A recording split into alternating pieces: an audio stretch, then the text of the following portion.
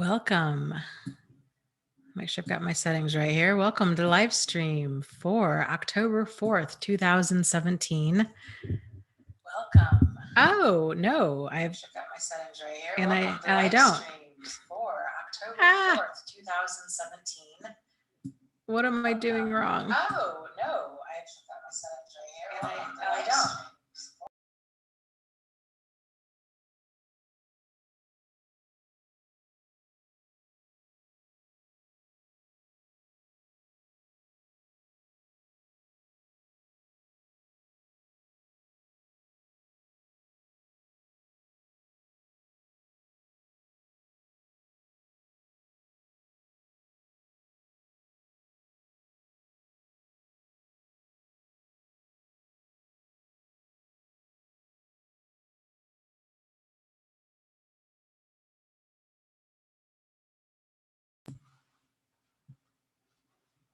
Do I need to mute myself on Zoom?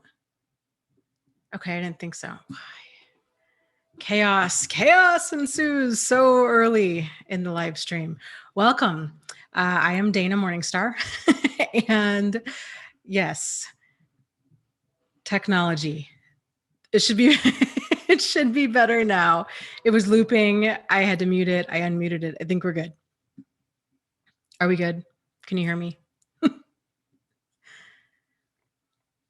Okay, Karen says it's good now. Yay, yay, yay. Awesome, awesome. Okay, lots of people have been hopping on since chaos has ensued. Peter is here. Loveline, Randy, Daniela, Monica, Roberta, Lisa, Katrina, Angelica, Tyler, Tenitria, Dora, Panda, Quentin, all the way from New Zealand. Welcome. Very cool. How are you guys doing? Right? Tenitria says, let's start again. Hello, Dana. Yes. Hello, Tenitria. New Chris says, oh, thank goodness. I almost forgot this was today. So yeah, if you click, you have to click the bell icon on YouTube to get notifications, and it should email you, or and I think if you're on YouTube, it'll send you an alert. I'm not quite sure how this works. Good times. Katrina says, oh my gosh, so many new names. Yeah, I know, right? Like lots of new faces here. It's really cool. Panda says, oh, it's been a rough week. What is going on? How is everybody doing? I went camping last weekend? Last weekend. Wow, time flies.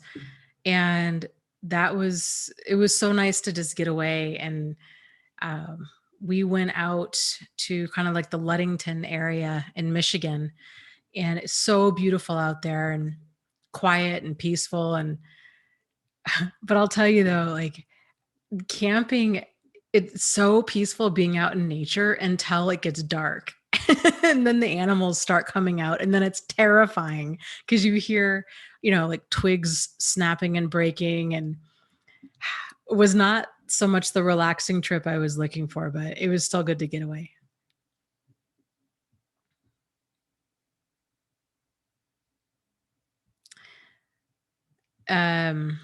Okay, Josh says, I am scared to death that I am a narcissist. I just go back and forth because he tells me I'm the crazy one. I want the best for him, but he really digs into me. It's very common for people to wonder if they're the narcissist, especially if they're continually being told that. So a good way to kind of tell if you are the problem is think about how are you around other people? Let me back up a little bit, because if you're surrounded by problematic people, then odds are they're also telling you that you're the problem. And think about healthy people that you know and how you feel when you're around them and how they treat you. So what most people find is that it's only this one person that they're like, I can't really tell if they're abusive or if it's me, or if they're the problem, or if it's me, or if they're the crazy maker, or if it's me. When we're feeling that level of introspection, or we're like, is it me or is it them? It's usually them. So that can be kind of a grounding exercise to do, is to think about, how do you feel around other people, other problematic people, and other, like, normal healthy people. So that can kind of give you some equilibrium in all of this. And in addition to, we all have stuff in our personality that we'd like to work on. So there may be some things about you, there may be, and this can be crazy making it in and of itself, is if you've got a person that's telling you these things about you are problematic, it's not such a black and white line. Like, sometimes they could be bringing up, I say this with caution, because I know how easily this can be misconstrued. If an abusive person is telling, if they're accusing you of what they're doing, then it's not you. If they're pointing out some other things within you where you're like, maybe there's some truth to that, it's not so much the fact, it's not like we're perfect and they're the problem. There might be some things about you. I mean, there's some things about me, right? Um, it's more about whether or not we're willing to look inside of ourselves and potentially, like, work on any issues that we might have. That's the difference between, that's like what normal healthy people do, right? Like, if somebody gives us criticism, we do introspect, and we're like, really, do I come across like that? Or, man, I really didn't mean that. And we want to work towards a solution.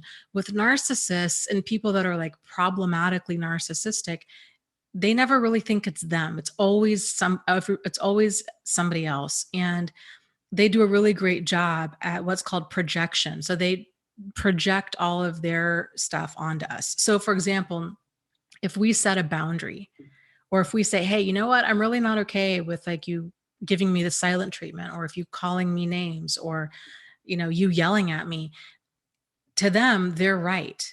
So their normal response to something like that would be, oh, you're so controlling. You're the problem. I can't live like this. You're so possessive. You're so jealous. But really, if anybody else were in the room, I should say, if any other healthy, normal person were in the room, odds are they would have a problem with with their behavior too. So I hope that kind of helps.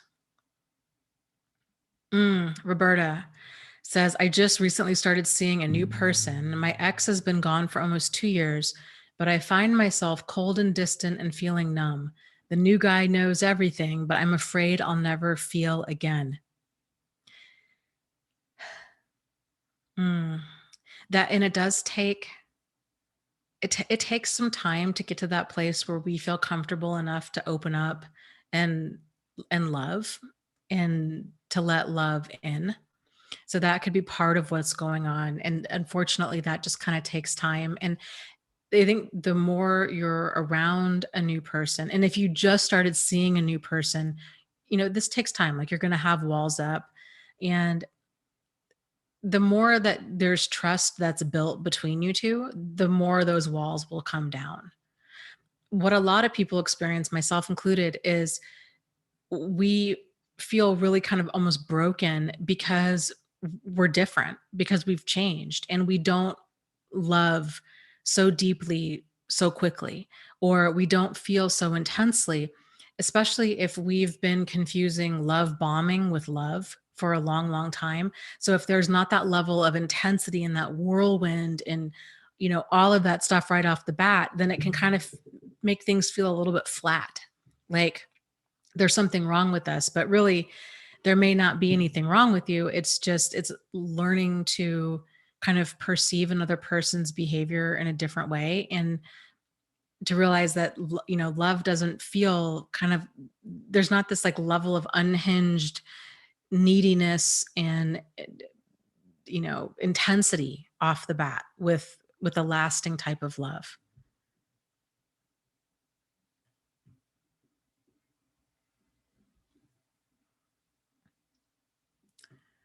Let's see here.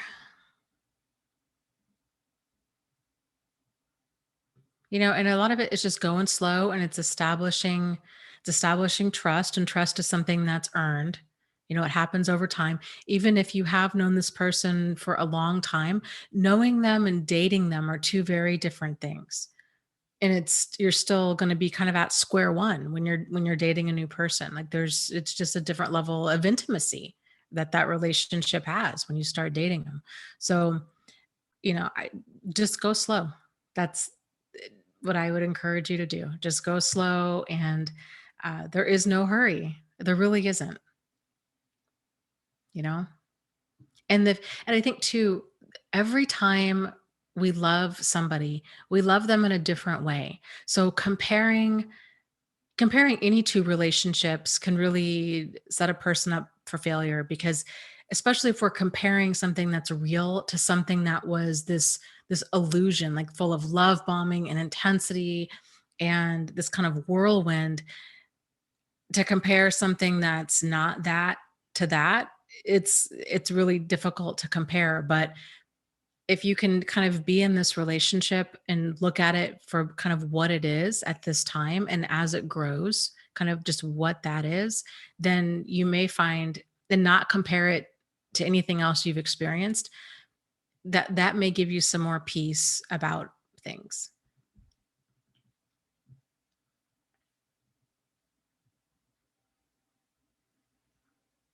Yeah, Panda says, "Yeah, I feel like I'm in control of my own attachments and have the prerogative to open up to as much as I feel comfortable opening up to that person." Yes, absolutely. I love that. And Roberta says, "Yeah, that's exactly what I'm telling myself, and I'm taking it very slow. Thank you." Yeah, it is. It's huge. If you watched the, I don't know if you saw the book club uh, live stream that we did. Was it last week? I mean, like the biggest time warp that we did last week. Shay and I did it, and it was on the book, the betrayal bonds. And one of the take my main takeaways from that book, I just love this so much, is he talks about having checking your zipper basically, and making sure that it's on the inside and not on the outside. And so many of us, if we've had a narcissist on the outside, somebody that's pushed boundaries in our life, then we've let them be in control of that zipper. So things have gone at their speed. We've revealed things in their time. It's been all about them. And so much of healing from this is to take that zipper and flip it on the inside where it belongs. So now we're in charge of how much we reveal and at what pace, and all of that. That's just such a game changer for me.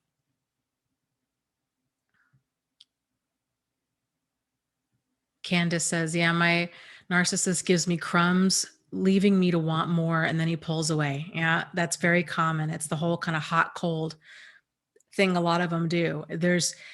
And it can be, you're getting crumbs, leaving you to want more, and then he pulls away. So some people get crumbs and then nothing. Some people get tremendous amounts of intensity and then nothing.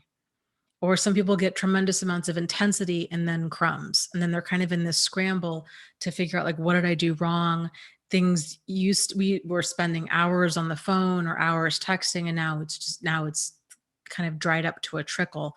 And that's a really that's what walking on eggshells feels like. When we're kind of in that scramble to get to somehow earn their attention or get that affection back. And that's a difficult place to be in. Yep. Maria says, "Crumbs keep you starved, never fed." Exactly. Yep. Kevin, I agree completely. He says, "Modern life seems to be such a hookup culture. Fast, fast, fast." For real. It's really disturbing, really, is what it is, to think about that, and how boundaries are just gone, and kind of appropriate behavior just is also gone. And I think it's a problem. It's a problem, because it's like, if a person is seen as having boundaries, taking things slow, not wanting to have sex right away, that they're seen as like prude, or that there's something somehow wrong with them, and they're not. It's like, it's so easy to get caught up in a whirlwind, and those whirlwinds, more often than not, they turn into tornadoes. And it concerns me about this younger generation, because it is, I mean, that's all that they know is this hookup culture. And, before, people, the dating dynamics were just so different. And now, like you were saying, it's just so, they're like, people move at light speed. And what should really be shocking and disturbing and frankly deal breaker behavior is seen as normal. And that really concerns me. So, move at a pace that you're comfortable with, and realize that talk is not just cheap, it's easy.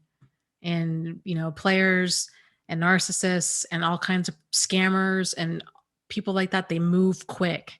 And if you're ever feeling like that you have to act now, or that they're going to be gone, then go ahead and let them leave, because then their intentions weren't sincere to begin with.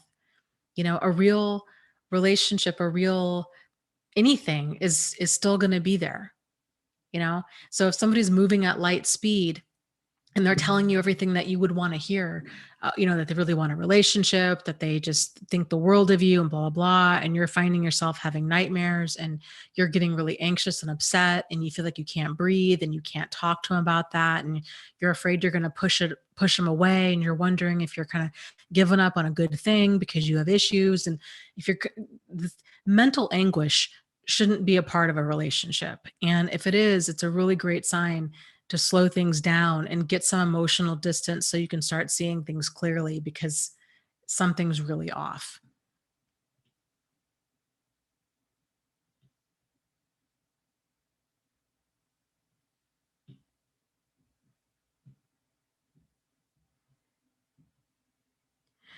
Josh says, am I a narcissist because I give the silent treatment after he has aggravated me and talks down to me so bad? Somebody please help me. I'm afraid that I'm a narcissist, but if I talk, then he keeps accusing me of being one. Yeah, okay. There's a difference between a person being abusive and then reactively abusive. And this is kind of what I was saying earlier, where there's when you're in a relationship with a crazy making person, where you like, no, kind of, no matter what you say or do, you can't, no solution can be achieved. Like, you just feel like you're not being heard, like you just can't win. Like, you're trying to get through to them, but they're verbally or emotionally abusive. They give silent treatment. It's like talking to a brick wall.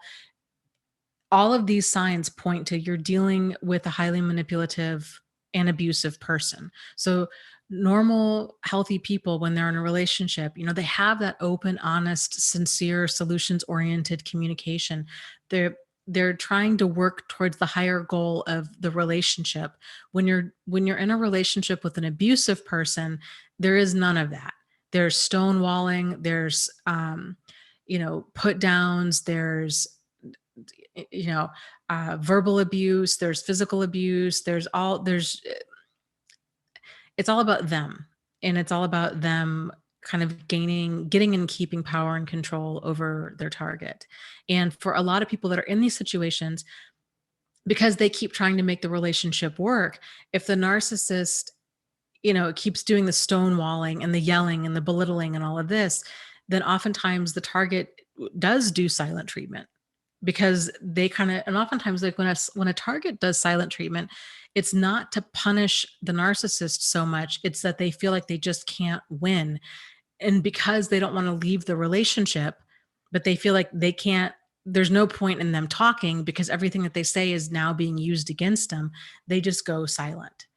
And so, again, this is a sign that you're in an abusive relationship, and that this is a no-win situation. Like, it's important to be able to talk to the person that you're with and to be able to fight fair.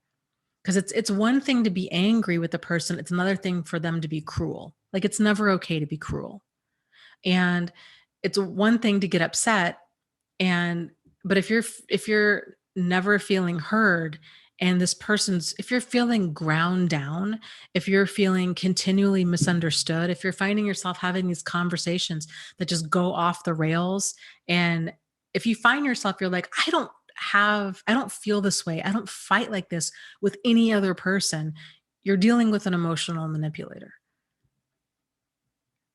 And they will tell you that. They'll say, you're the narcissist, you're controlling, you're the problem, you need therapy, you're bipolar, you need medication, you're too sensitive, you're too emotional, all of these things. That's what they do. That's part of their grinding down of another person.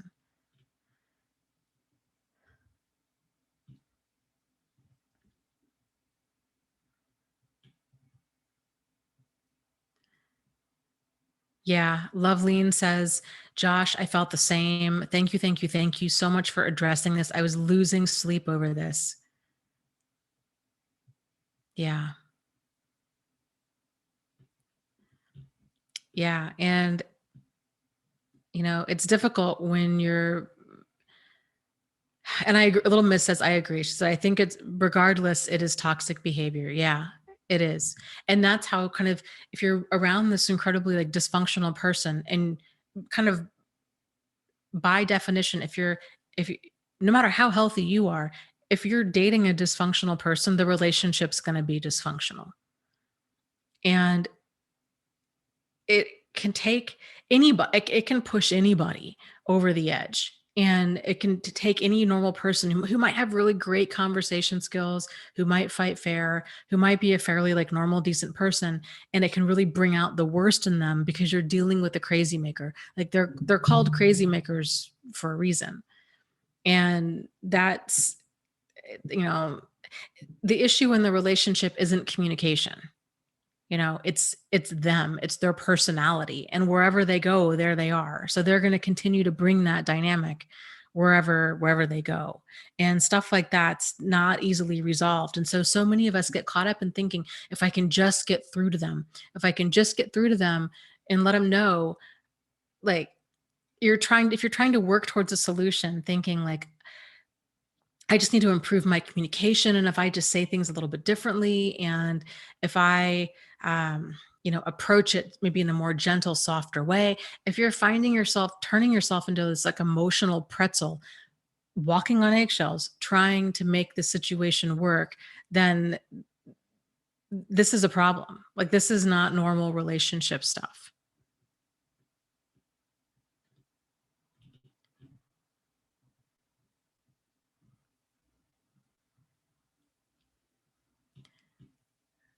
Okay, let's see. Oh, totally. Lauren says, does anyone else as a narcissist go out of their way to make you feel stupid or to get you to question your intelligence? And that's another common thing. It's these little, and it can be done in such a subtle way where if you're describing it to another person, they might think like, oh, you're being petty, or it's not that big of a deal, or whatever. But it's another thing to actually be on the receiving end of those kind of little snarky put downs. And I'm trying to think of some, like, for example, saying something like, oh, it's so cute that you mispronounced that word. No, I think it's really cute. I mean, I went to college, but I think it's cute. Like, your ignorance is really cute. Like little, right? Like little kind of digs like that. Or, um, just kind of just subtle little put downs like that. Like, oh, you're such a dumb blonde, but I think it's cute.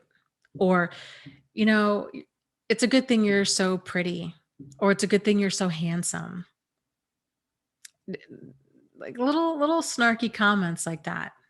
Or just arguing, just wanting to freaking argue every little thing, continually playing devil's advocate, continually just wanting to wrestle every single point down to the ground to where they win.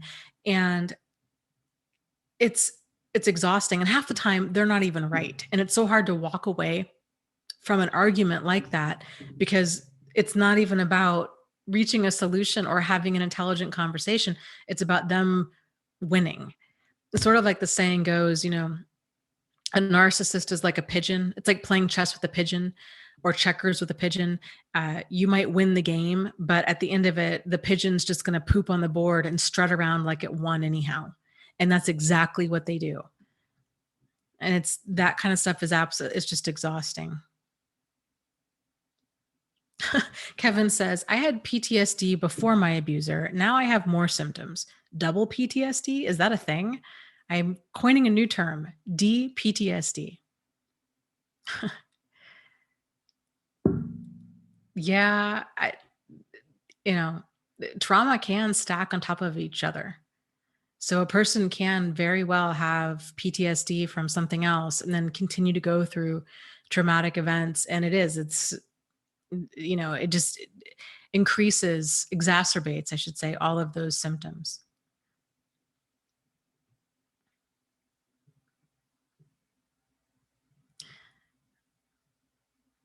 Hope says, are all sociopaths narcissists, or just some might have two of these disorders?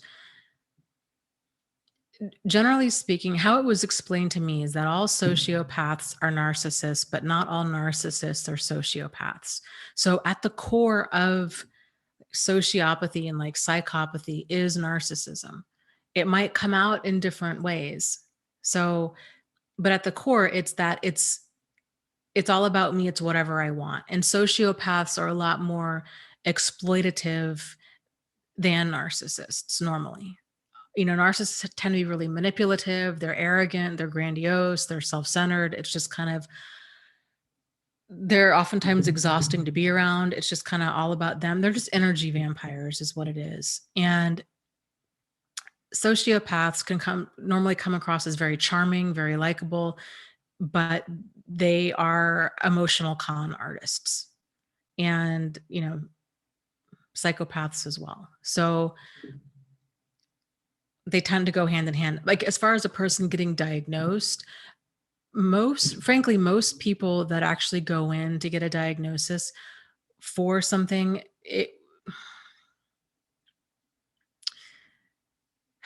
it's difficult. Most diagnoses for like narcissism tend to come the narcissist themselves is generally not diagnosed. It's the target that's talking to a mental health clinician and they're explaining everything, and the mental health clinician will say, boy, that really sounds a lot like you're describing a narcissist. But if you get a narcissist in the room, most of the time they have enough awareness. I mean, some of them do, some of them don't, but a lot of them do. And they do a really great job at turning like their individual issue into a couple's issue, or just completely manipulating the therapist. People that are diagnosed with antisocial personality disorder, or what's commonly known as like sociopaths or psychopaths, that diagnosis is in many ways it's kind of easier to get for a person, because they think a lot of mental health clinicians just kind of look at like, how exploitative is this person? Do they have they done jail time basically for like fraud, theft? um do they have a pattern of a criminal history of exploiting people? um so you know that's kind of how that diagnosis tends to come about.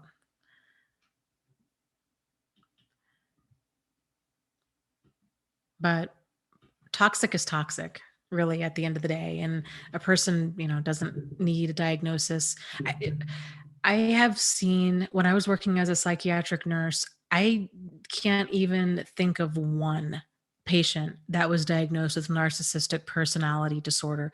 It was generally either antisocial personality disorder was probably the most common disorder, like personality disorder of the patients that we worked with.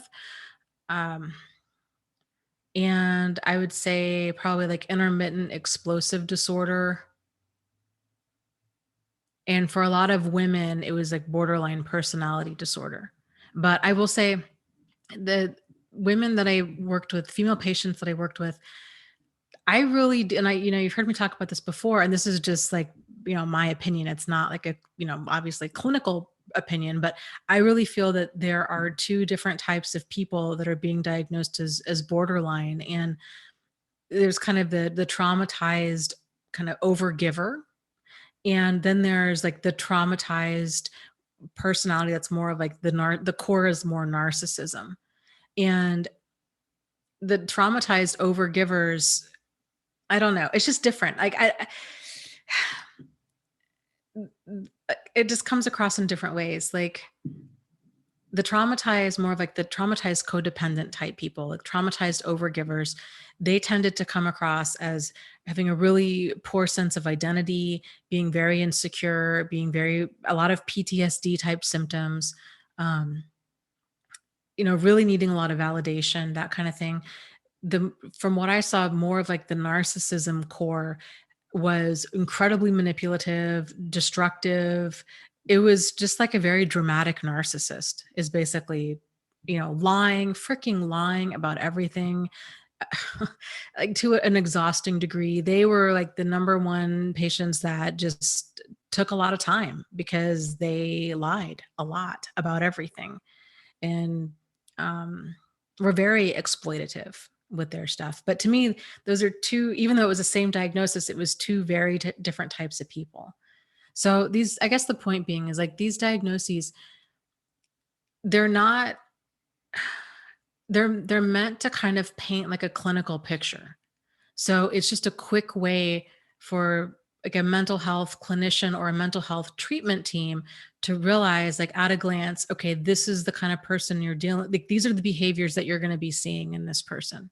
So antisocial, you knew right away, they're going to be charming, they're probably going to be very a smooth talker. They're going to tell you, they're going to say I'm sorry, they're going to have all kinds of stories, they're going to cry. They're going to be very exploitative. Like you just can't take them at face value at all, and just kind of proceed with caution. The borderline people, it was sort of like, okay, these people are probably going to be very manipulative and dramatic. But again, like I was saying, I feel bad even saying that because a lot of people that have gone through abusive situations are often diagnosed as borderline personality disorder. And I can see it in a way, like there's certain character types that, or certain character traits that tend to like a fragile sense of identity, um, history of like short-term relationships, a lot of these kinds of things, but it's not the same. So I don't know. It's a broad brush, like, kind of clinical picture of like what you can expect.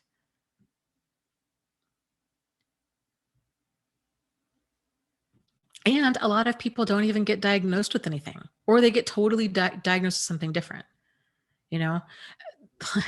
I mean, or they get diagnosed with multiple things. I mean, I've worked with patients that they've been mentally ill and they've had personality disorders. Like they've been diagnosed with schizophrenia and antisocial personality disorder. And then maybe they're also an alcoholic or a meth addict. And then trying to sort out, okay, what are we dealing with here? Like, is this what we're seeing in this person's personality? Is it the drug use? Is it the personality stuff? Or is it the mental illness? And that sometimes takes some time. So, like, if we were to get a patient, for example, that was like fresh out of the hospital, normally, they're going to be seen by a psychiatrist. They're going to get a whole psychiatric evaluation done. But that psychiatrist is only meeting with them for like an hour. And they're going to go back through hospital records and kind of see if they can put the pieces together. But so I guess what I'm saying, it's not a hard and fast thing because you're just talking about behavior traits. So, and it depends on the skill of the psychiatrist. I mean, we had some that were absolute, like anybody else, like 10% were just phenomenal and worth their weight in gold. And then another 10% were just absolutely awful. And then 80% were somewhere in the middle. So the reason I say all that is I think it's really important. A lot of people that have been abused want that validation. They're in their mind, they're thinking, if this person gets diagnosed with something like a personality disorder, okay, then and only then do I realize that it's a problem and I have to leave. But if I don't get that diagnosis, then that somehow means it's workable. And that's not the case. So, if a person has zero insight into their behavior and they're obviously not going to be willing to change because they don't think that they have a problem to change. So that's really it. And if they also have a pattern of telling you everything you want to hear, I'm sorry, I'll go to therapy, I'll go to rehab, I love you, I want to make it work. But then when you're not looking, they're just doing whatever they want to do. Like that's all you need to really know. That's what's important for us to focus on. Yeah, Kevin says, I've said this before, but my abuser actually works in mental health. A lot of them do. I know I worked with a handful of therapists there that I was, you know, like, oh, awful, awful, like awful, awful. And I think personality disordered themselves big time. The drama, the chaos, the lies, the pot stirring, just the nonsense of it all. And, you know, it's like I was saying, it's in every field. 10% are worth their weight in gold, 10% are just truly awful, 80% are somewhere in the middle. And all we can do is just go slow and kind of just pay attention. Like, how do you feel around this person? What kind of, what does their life look like? And to kind of think critically about everything, and not just immediately trust somebody because they work in a certain field. Because so many of us are like, okay, well, they're a therapist, therefore they really must have this tremendous amount of insight and they can help me. And that's not the case. I mean, it's like thinking that all police are honest, or that all priests are, good moral people, or that all teachers like children, or, you know so there's a wide variety of people in every single field.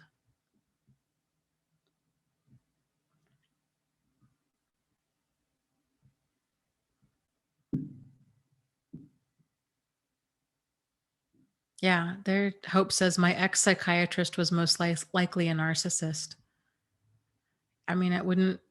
I mean, they're out there. They're out there, and that just goes back to, are you able to build a rapport with this person, and are they being appropriate when you're meeting with them, and trusting yourself. And it's so hard to do after abuse, is to trust yourself and to trust your perception of things. And um, especially, that's one of my biggest issues with therapy, is it's there is no witness to the other person, to your reality. When you're in there, it's you and the therapist. And if they're going to be inappropriate, and if a target already has problems with their boundaries, and if they already don't trust their judgment, then they are a sitting duck for a predator. And it happens a lot. I mean, the number one complaint for mental health clinicians is being inappropriate with clients. So, and it should be pretty obvious, right? Like, you don't date your patients.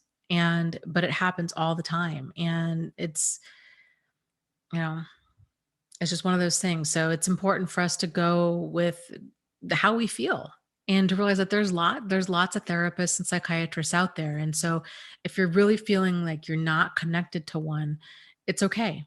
And it's probably not you, it's probably them, and just to find somebody else. And sometimes these it takes some time. Sometimes you might have to go through a few people to really find somebody that you click with, and that you think can really help you to kind of get the results that you're wanting to get.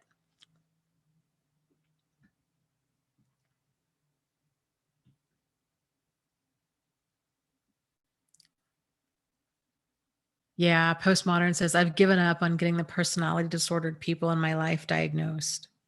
Yeah, there's just no point. I mean, it's screaming into the wind.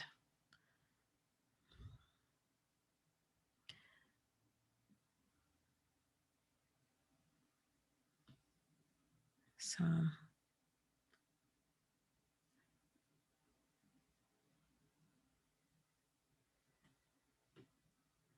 um,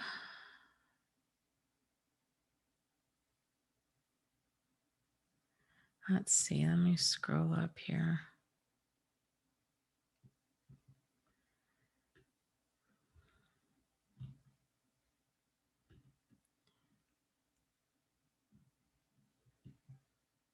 The good, lots of conversation happening in the chat here. Let me just scrolling up and see what's going on.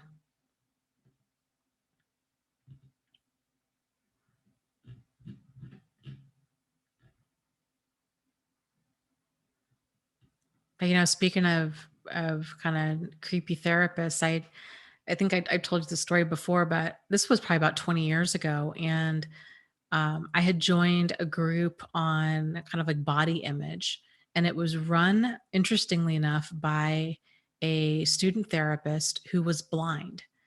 And I did my initial intake with him, and he was, now mind you, he couldn't see me, but he was being very inappropriate and asking questions that were like way too detailed about my body. And I just got really creeped out and I didn't go back. And I was talking to this other therapist about it. And because this was like a program and she had recommended him.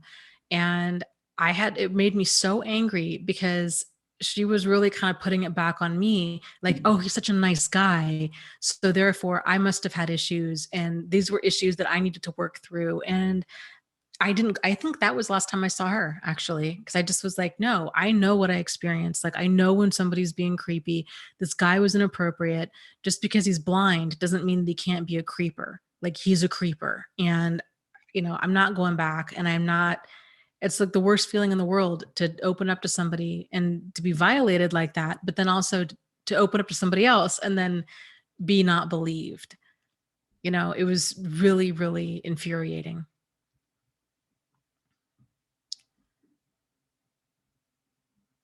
Yeah, Maria says, all I had was toxic relationships. And once I learned and embraced my codependency, my life changed for good. I stopped trying to understand them and started looking right at me for once.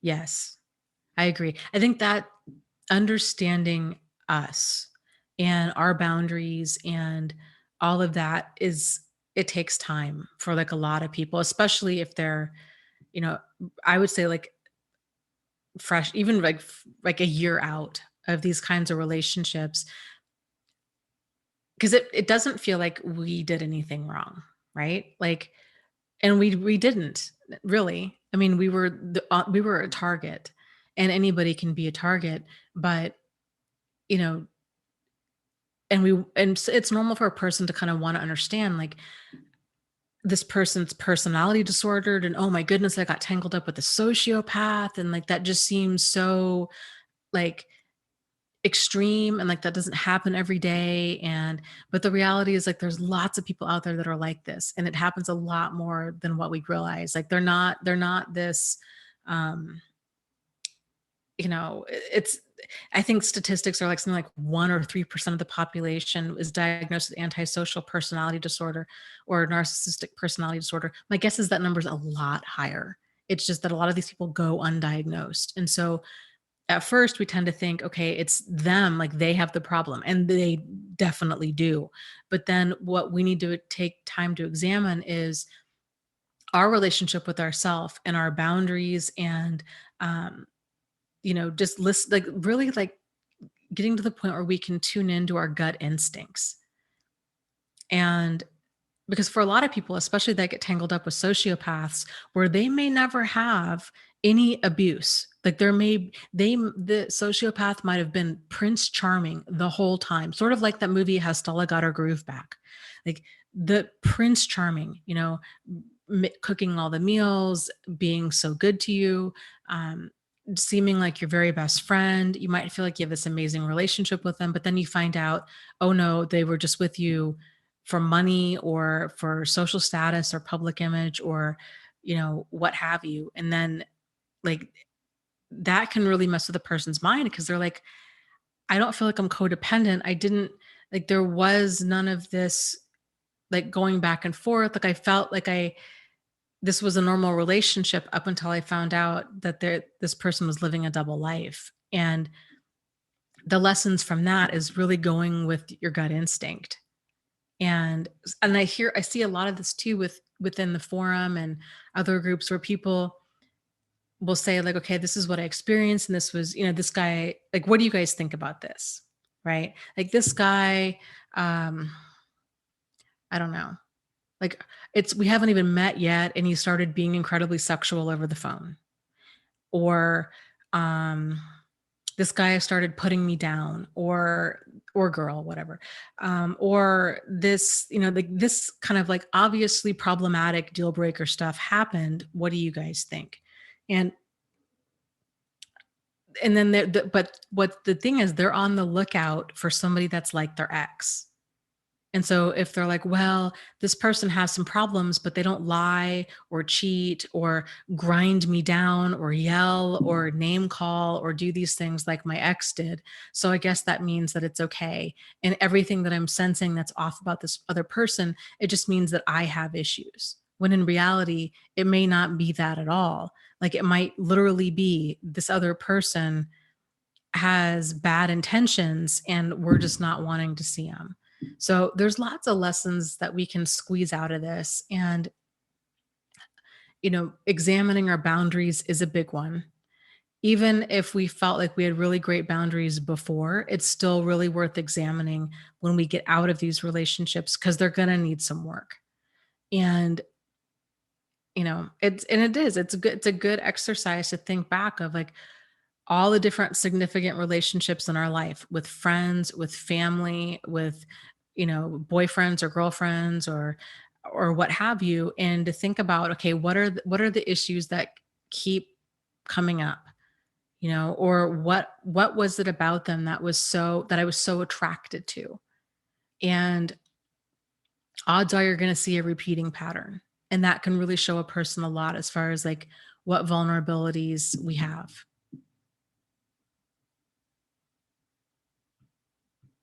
Okay, let's see. Yeah, Missouri Cowboy says, yeah, I did 14 months of emotional bleeding out in couples and individual therapy. The therapist was the narcissist, and my last narcissist got exponentially better at abuse. And, yeah. And even if the therapist isn't a narcissist, if they are not aware of how abuse goes down, and I will tell you, it's been my experience when I was working as a psychiatric nurse and part of a treatment team, we had, a dozen or so therapists in this meeting every single week. Every single week, somebody would, because abuse is a very common thing, would have some sort of issue with abuse. And the vast majority of therapists there, except for maybe two or three of them, it did not register as abuse at all, unless the person was being hit repeatedly. That was the only time it registered. So there's a lot of therapists out there and here's what's so frustrating and so crazy making is that they think that they know about abuse and antisocial personality disorder or narcissism, and they don't. And I know that that might sound really arrogant or grandiose for me to say, but that's been my experience. Is it's one thing to know the book knowledge about how to diagnose, the different criteria for antisocial or for narcissism. It's another thing to actually sit in a room and listen to a person talk and be able to apply that knowledge in a meaningful way. And a lot of them can't. It's I don't know why. Like I don't know why, but I've seen it. I've seen it time and time and time and time again. And a lot of them are not familiar with abuse. They think that they are, but they're not. And it just goes back to that whole 10% are great, 10% are awful, 80% are somewhere in between. And it just takes some sorting out to figure out who's who. So, and that's the thing too, if you're in therapy with an abusive person, therapy oftentimes does make abusers worse because you're opening up all of your vulnerabilities. You're showing your cards to them. And with a narcissist, they don't fight fair.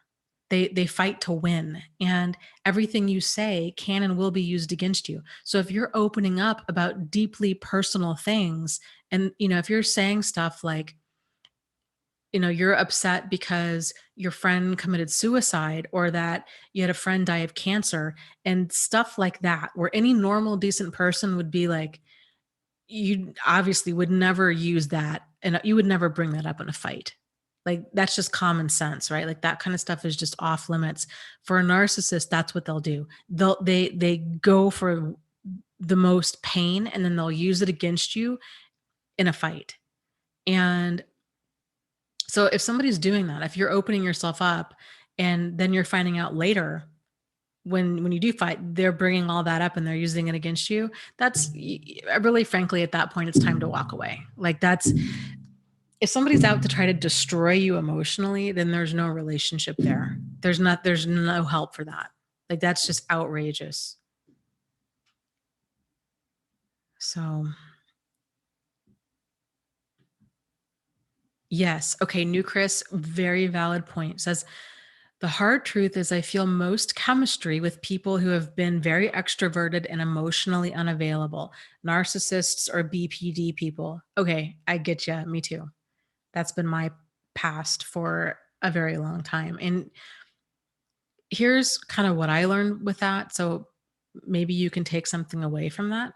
Um, but for me, what I learned is I had been walking around for a very long time, like since I was a young child, feeling unloved and unimportant.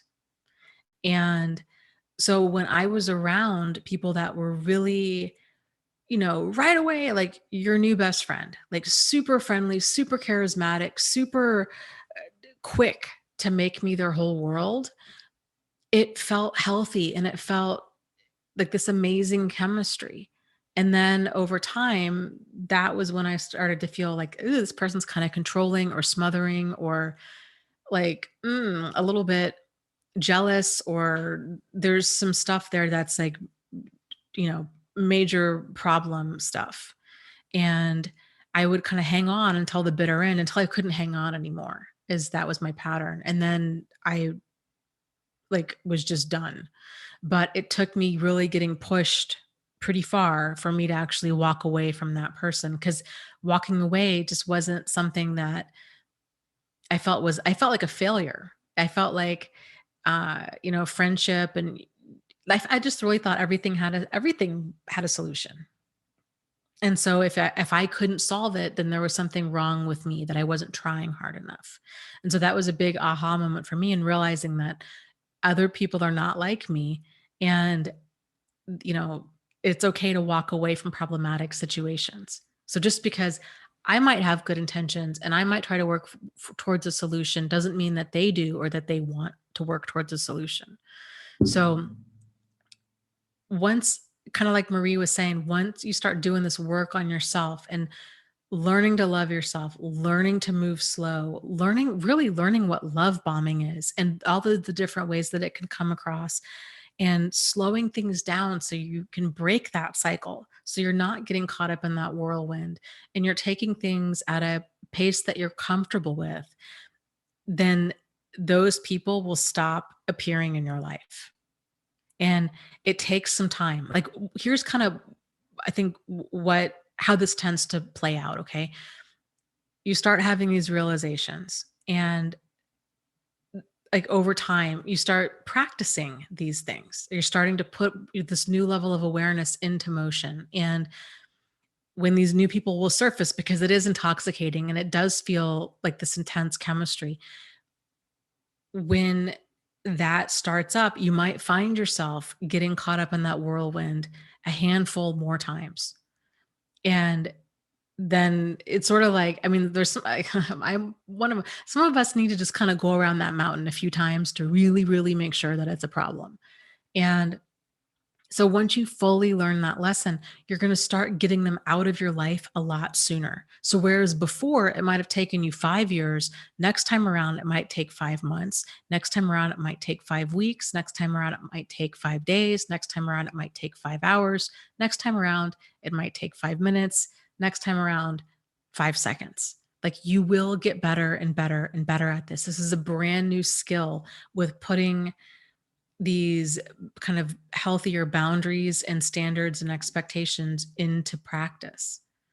It's a new skill, just like learning how to ride a bike. Like, you're gonna fall a few times, and that's okay.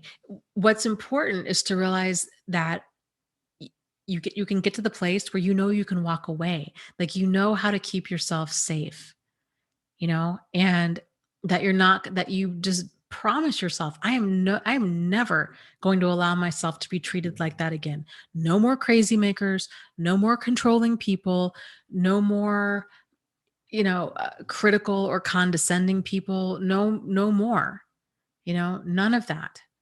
And no more relationships that are perpetually confusing, like none of that. And once you kind of get to that place where you can promise yourself, like, I am not doing this anymore, then you won't. And you'll quit trying to justify why it's not that big of a problem. but it really does. It just takes practice. Oh, thank you. Katrina says, thank you for being my only friend when I was 700 kilometers away from my family, friends, and myself. Living with an antisocial, personality disordered person and having thoughts of suicide daily. Even if you didn't know it, you changed my life. I am so grateful. Well, thank you so much. Like that, and thank you for the donation. That means so much to me. Um, I get it because I have been in that exact same spot where being so far away from friends and family and, you know, it's a really lonely time. So I get it. And I'm so glad that you powered through those thoughts of suicide and that you're still with us because these relationships can be so intense and so overwhelming. And it can really make a person feel, like completely hopeless. But, there is like the saying goes, like, if you find yourself in hell, just keep walking. And that you can get past all of this. So I'm so glad. So thank you. Thank you for that. And it's awesome. Like that's hearing stuff like that just it makes all of this so worth it. Very good. Katrina says, "Oh, I am so far from that place now." Yay. Yay. That's awesome. That's awesome. And there's so much that we can like just squeeze out of these kinds of experiences and realize like, oh my gosh, okay, if we can just get on the other side of this, we're going to be so much stronger, so much more self-aware, so much more in tune with other people and with ourselves. And there's just so much that can be gained from this. Even though it feels like this tremendous loss in our life, there really is so much that we can get from this. Yeah, totally. Healing hopeful survivor says the toughest part for me getting away from all the narcs and antisocials was the loneliness that came after and the depression. Yeah, totally. It's intense. I mean, these relationships are so intense and if we make this person our whole world, which so many of us do, so many of us willingly do. We're like, I really enjoy this person. I want to spend all my time with this person. I don't want to do anything else. I don't want to do my hobbies. I don't want to spend time with my other friends. I don't want to do anything other than be with this person because they can be so charismatic and so enjoyable to be around when the good times are good. And um when these relationships end, it can really leave a void in a person's life because if they were your whole life and then they go away, then what's left?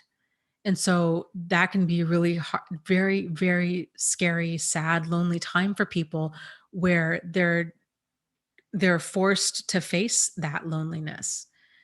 And and it's not, I'm a big fan of that website, meetup.com.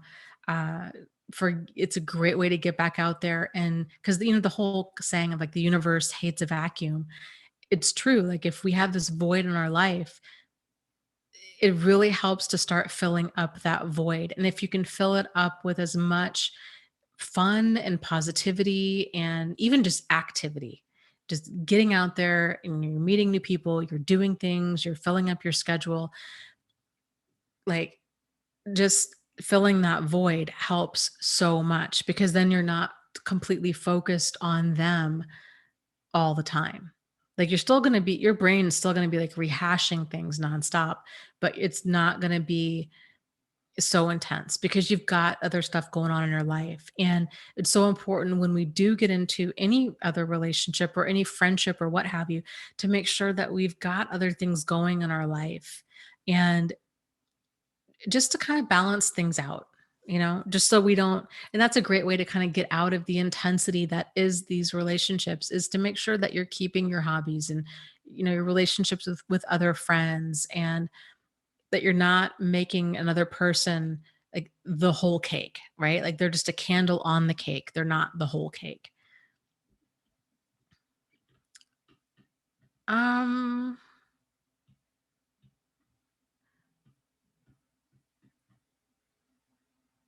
Oh, Donna says, "Hi, Dana. I'm drinking out of my good vibes only mug. Thanks for everything you do for us. You're the best." Oh, well, thank you. Thank you so much. I appreciate that. I don't have my mug tonight. It's being washed, but I normally have it. Let's see. Somebody had asked about.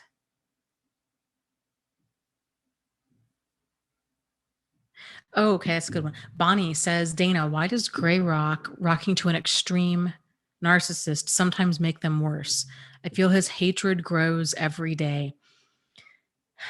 If somebody's looking for a fight and you refuse to bring it to them, they're going to get worse. And because for so many of them, like they're not, again, like normal people, um when we have a fight, it's generally because of some valid reason. Like it's a communication issue, it's because we're frustrated, like you didn't do the dishes, or you didn't you didn't take the dog for a walk, or it's it's a relationship issue, right? Like there's tension there, but then once that issue is resolved, then things are back to normal. When you're dealing with this kind of pathological personality, when they fight, it's not because there's necessarily anything wrong. Like what you're seeing is all of their issues coming into play. Like they'll often pick a fight just because they want to feel superior, just because they want to argue. They want to argue and then they want to think that they won. And if you don't let them win, then you get silent treatment. They break up with you, they storm out, they start screaming and yelling. It's just not good. So, it's concerning. It's especially concerning if you're feeling this person, his hatred growing every day. I just be careful. Be careful. It's a hard place to be in. If you're living under the same roof with somebody who hates you, then that can become very quickly like a very dangerous situation.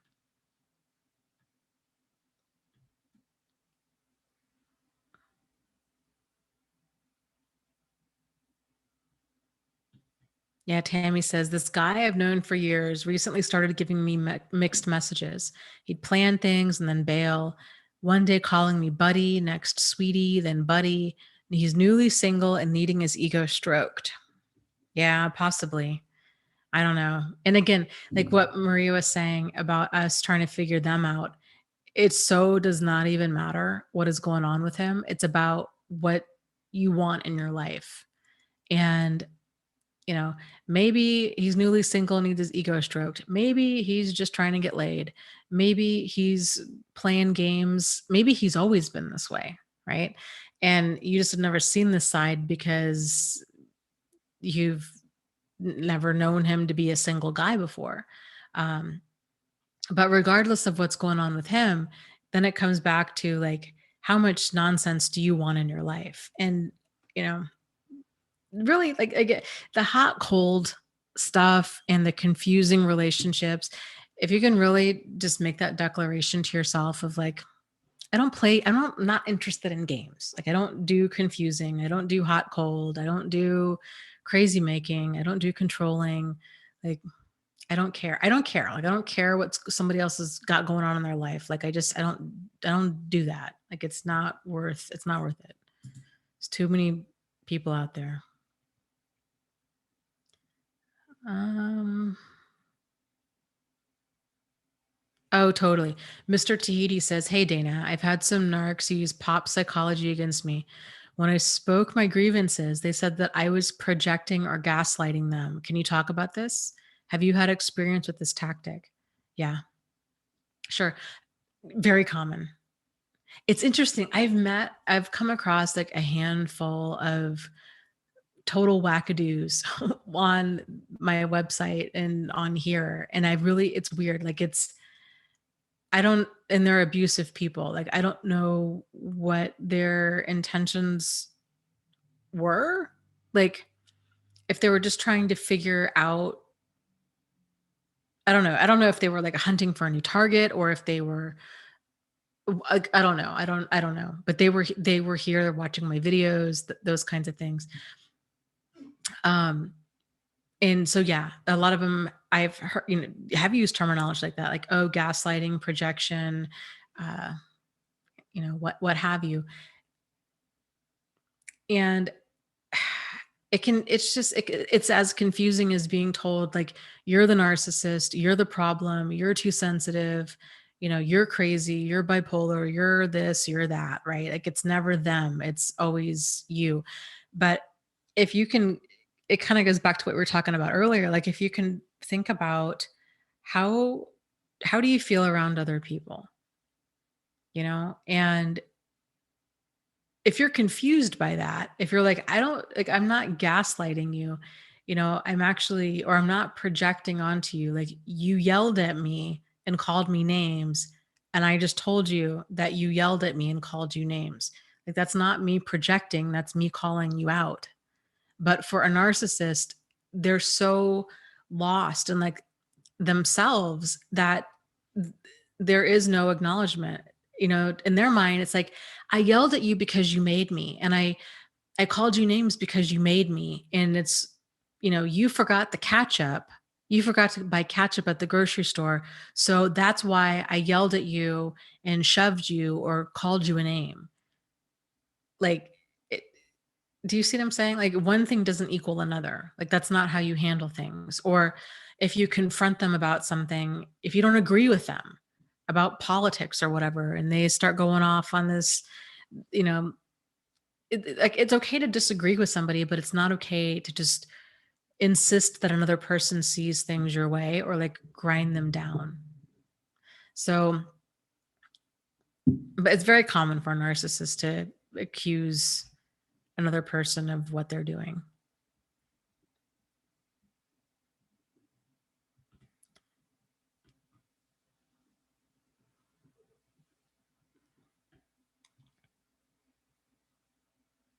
Yeah, totally. Katrina says, yeah, smart enough to know it's projecting, but yet dumb enough to know that they should check themselves.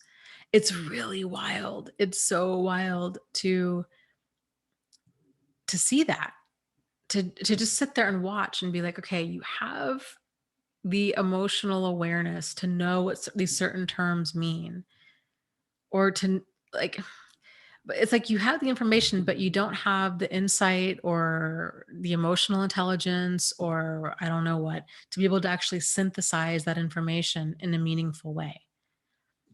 And that's the problem. Like, that you can't be in a relationship with somebody who's not willing to work as a team and is not willing to kind of examine their own stuff. So, yep, I totally agree. Maria says, yes, Dana, focus on figuring out us, how to get away from them and minimize contact and interaction. Once someone makes you feel like garbage, confused, less than, focus on um, or focus on the reinvestment in you, not in them anymore. Yes. And so many of us we want to focus on them because we're trying to work towards that solution, or we think we're the problem.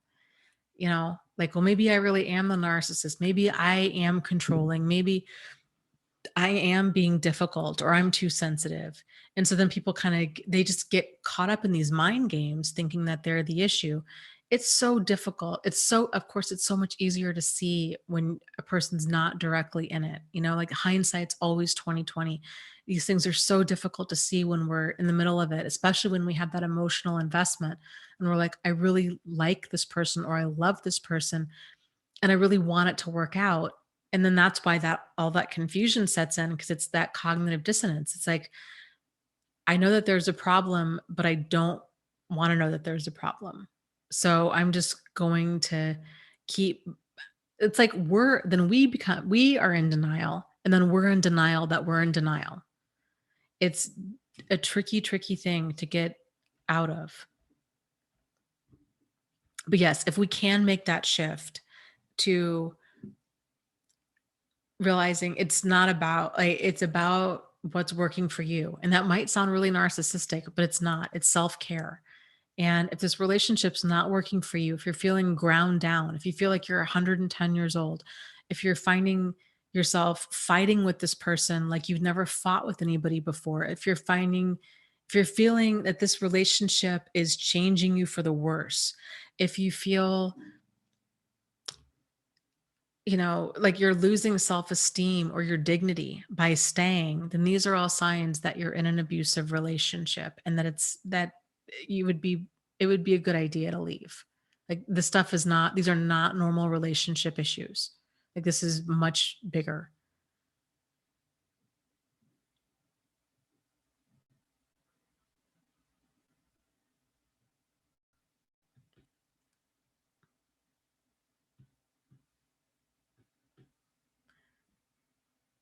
Yep, Panda says, "Yep, I always think that they are not living in the same reality that myself and the rest of the world live in."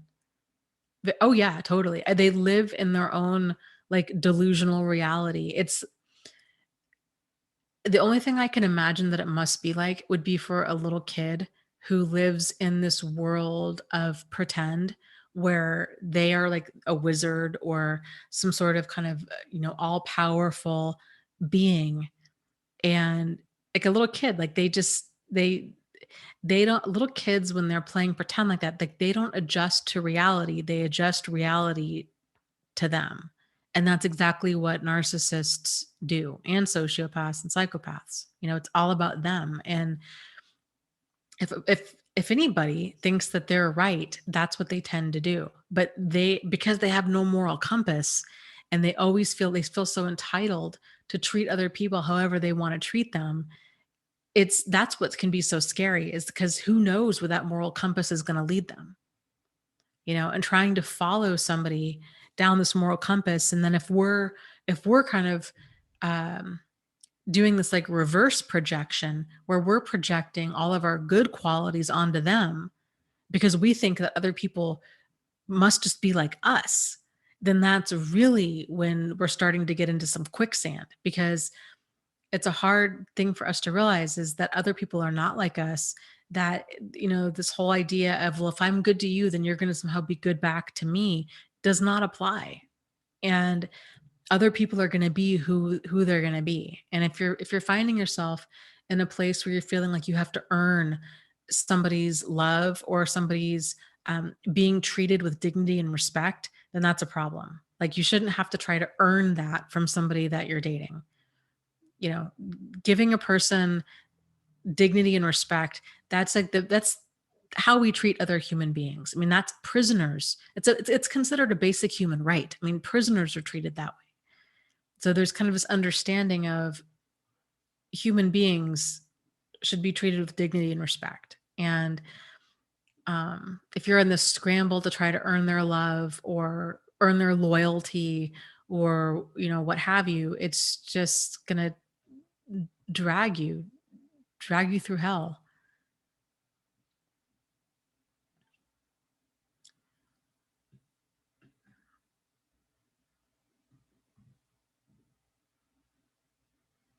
Monica says, I have a problem with anger at myself every time I share with someone too much.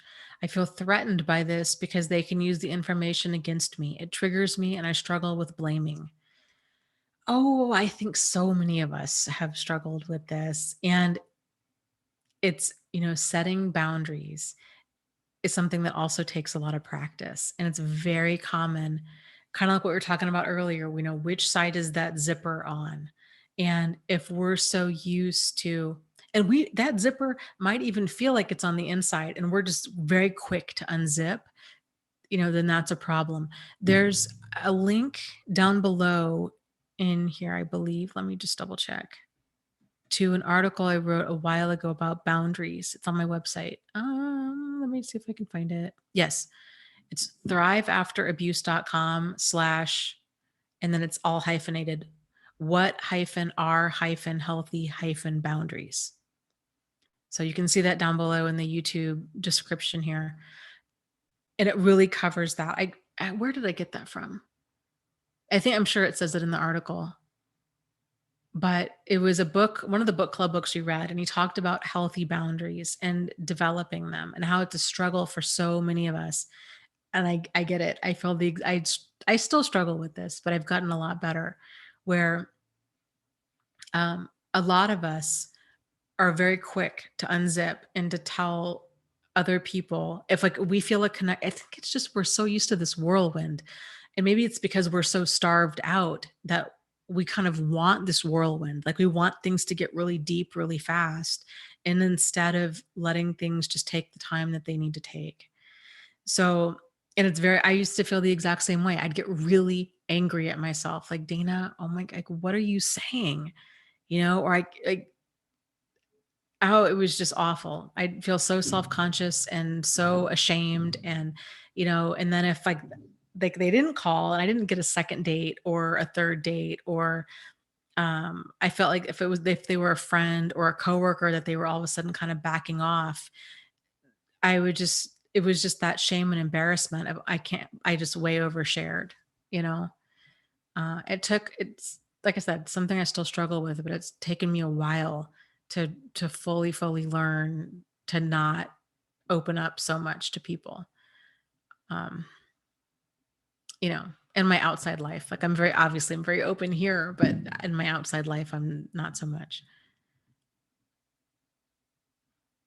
So I guess the point being is it takes practice, but the good news is that you're aware of you're a lot of this. And that's a big first step.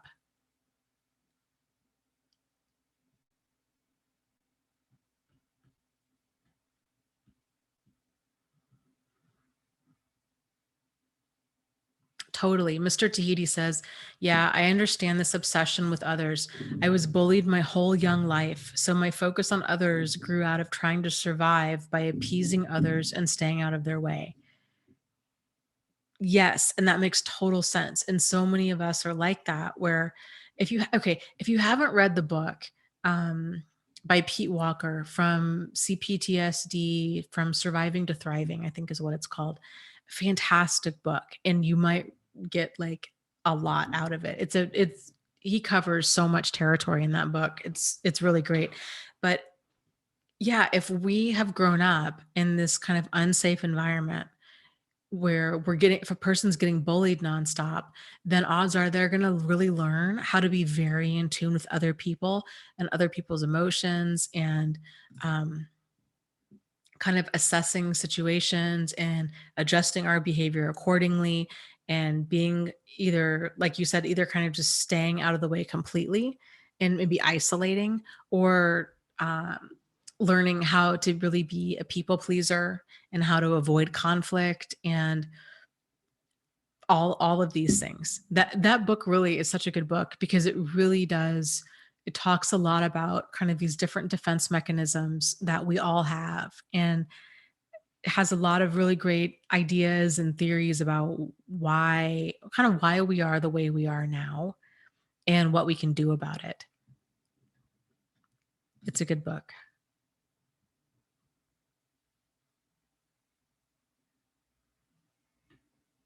Yeah, totally. Carla says, this is the statement I keep making. I just want to blend into the wallpaper.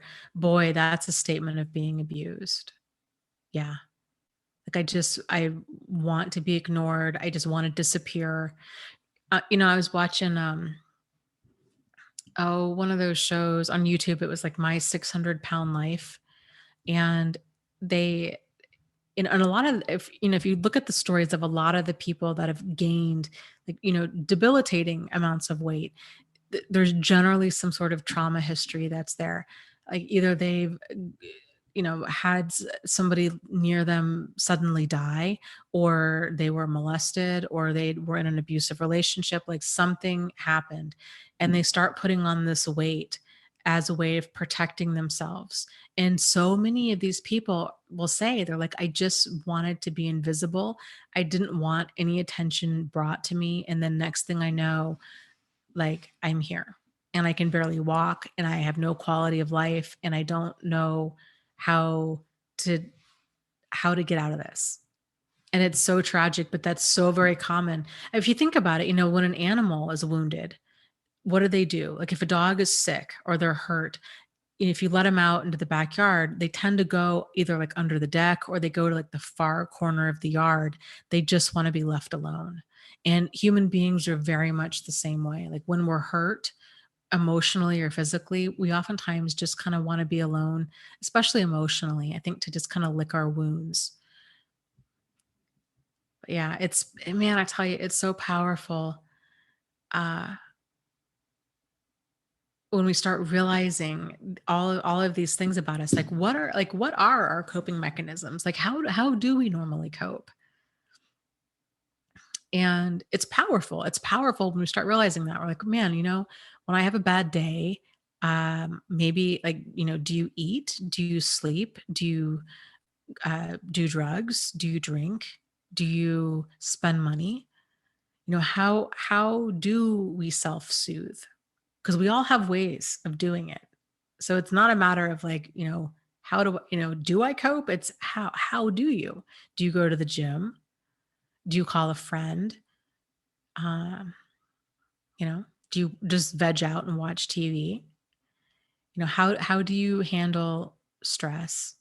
How do you handle when things go well?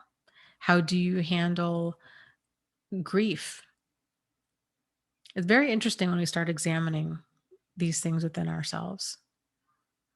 And oftentimes it takes kind of like an extreme situation for it to be brought to our attention that we're not coping in a way that's healthy.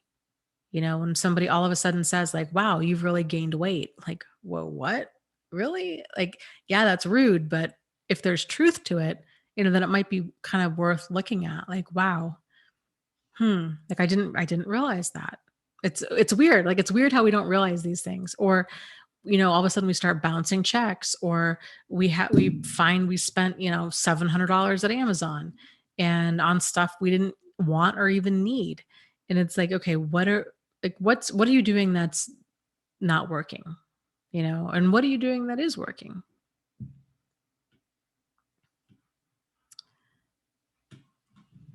Uh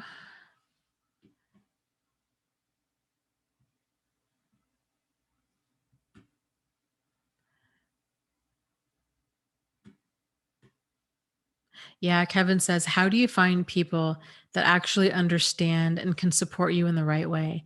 Not people from church or meetup or anything like that. Like, I have a lot of people in my life I lean on for support.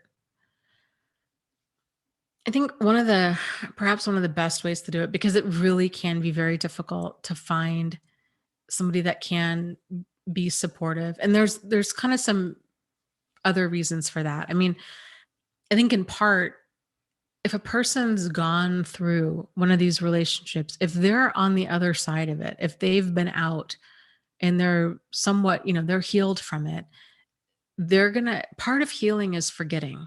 And so even though they might have, obviously you're never going to forget this, but like if the pain is not so emotionally raw for them, they might be kind of like Maria, what we were talking about earlier.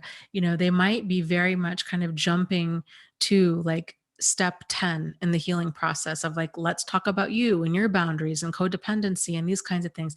But for a person who's still kind of at that stage, like 1 or 2, and they're fresh out, that kind of conversation can feel very shaming and very re-victimizing, even if this person totally does not mean it in that way at all. They're just not there yet. It's sort of like if a person has a loved one who's murdered and somebody tells them, "Oh, well, it's really important that you forgive the murderer." Like, if they're fresh out of that, that's the last thing that they want to hear. Like they're still angry. They still have to work through all these different stages of grief. And so they're angry or they're numb. They're a million miles away from um, kind of accepting this has happened and then moving forward to release.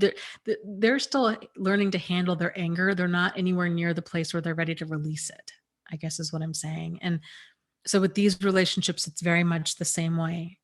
So even if a person has been through it, it can, if they're if they've been out of it for a long time, it can be a challenge for them to really, really remember like how raw and intense that pain is initially. So, one of the things I think you can do is to let somebody know what you're needing.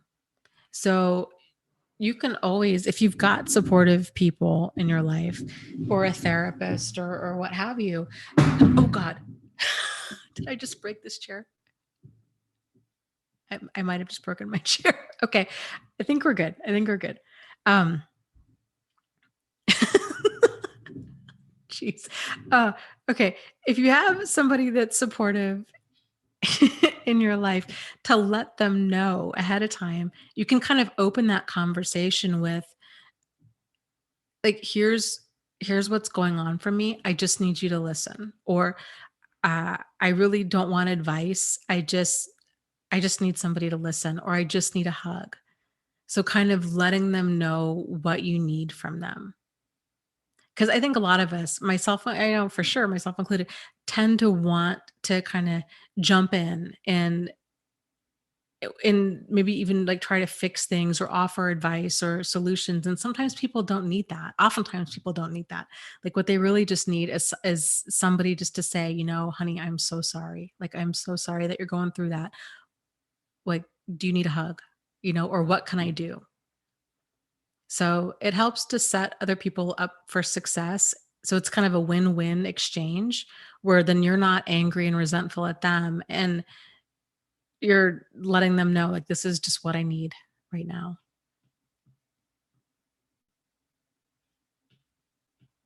Mm. Mr. Tahiti's talking about oversharing. He says, yeah, even after I saw the problems, I'd keep oversharing to try to please them. It's such a sick habit. Yeah, that's so true. I think so many of us feel like if we maybe it's like this idea of if we can make ourselves vulnerable enough that they'll kind of chill out and become like open as well. But what oftentimes really happens is all of that vulnerabilities ends up being used against us, and it's not, um, it doesn't work. Let's see.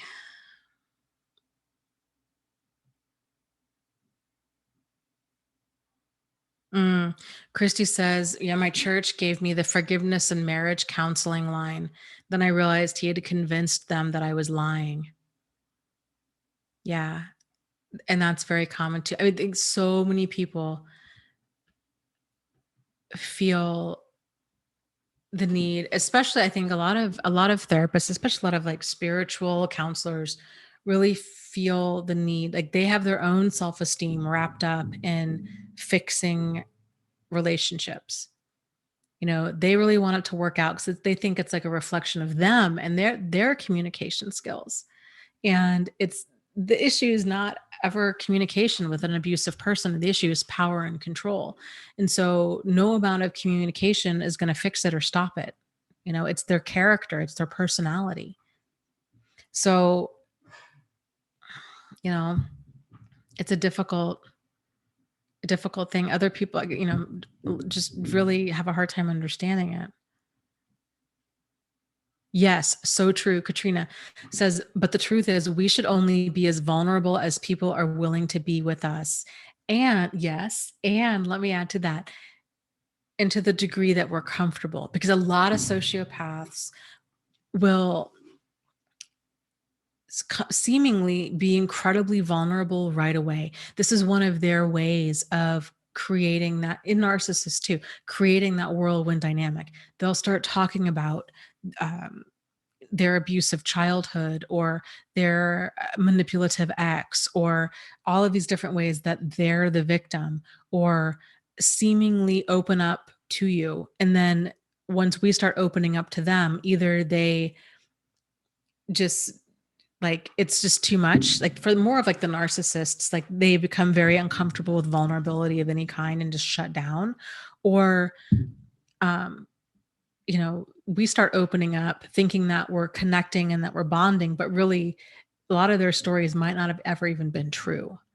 So it's really important for us to just go slow and to open up when we feel that we trust this person enough and that we've given them enough time to so that we can see kind of their actions and who they are as a person. And really, a big red flag is charm. If a person comes across, charm is always superficial. It's one thing for a person to come across as likable and friendly, but if they come across as schmoozy and charming, that's that's a sign that's never sincere. I mean, charm by definition is superficial. So it's always a good sign to just slow things way, way down and realize like you're seeing a mask.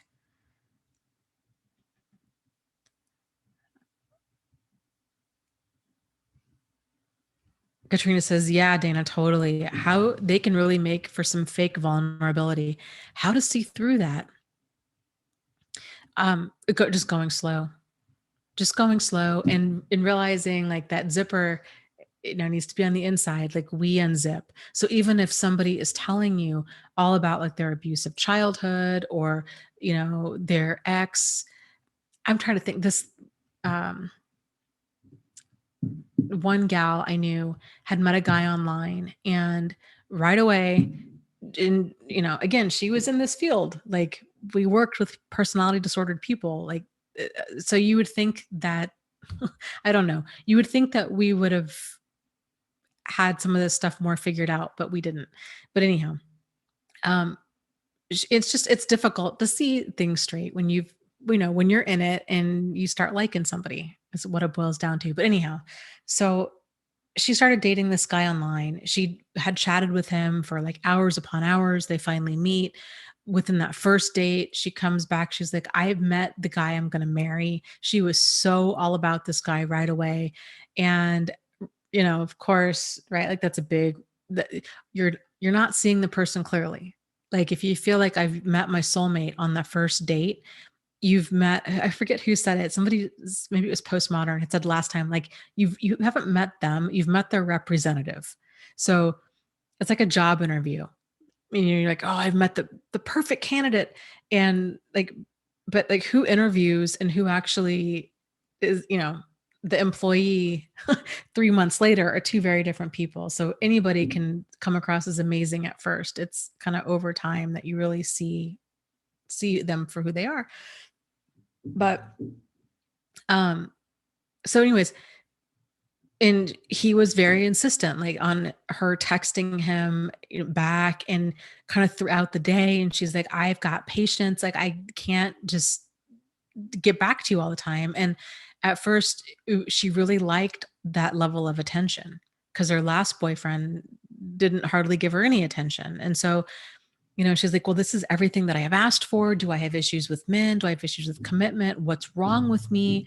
This guy is so handsome and charming and funny and has so much going for him, and he's making me his whole world. There must be something wrong with me that I don't want that. I don't want him to make me his whole world. And the reality is, no, the healthy side of her was like, it's not, this is not healthy. Like this is controlling and this is scary stuff. Well, then he starts in on these stories. His ex had filed fake domestic violence charges against him. He went to jail. She was psycho. She was nuts. But, and again, like we kind of, it was interesting, kind of in my shoes. Like I've been on so many different sides of this. Like I've heard stories like this from patients. I've been the person in this relationship. I've also been an advocate at a domestic violence shelter, so helping other women through it. So it's just interesting because you have these different perspectives of the same event. But he was so like she just was getting this vibe like this guy is nuts. He was wanting her to stalk his ex. He's like, just go check out her Facebook page. And he was still very obsessive and very like interested in what his ex was doing. And um finally she called things off with him, but she really second guessed herself. I think she might still be second guessing herself about that. But, you know, kind of this is what they do, and they can come across as really charming. And so I guess the point is it's up to us to just hold to our healthy boundaries, and time will tell you what you need to know. Like, time and your gut instincts will tell you what you need to know. You just gotta go slow enough to where we're not getting deep feelings right off the bat, because those deep feelings are gonna cloud everything, everything.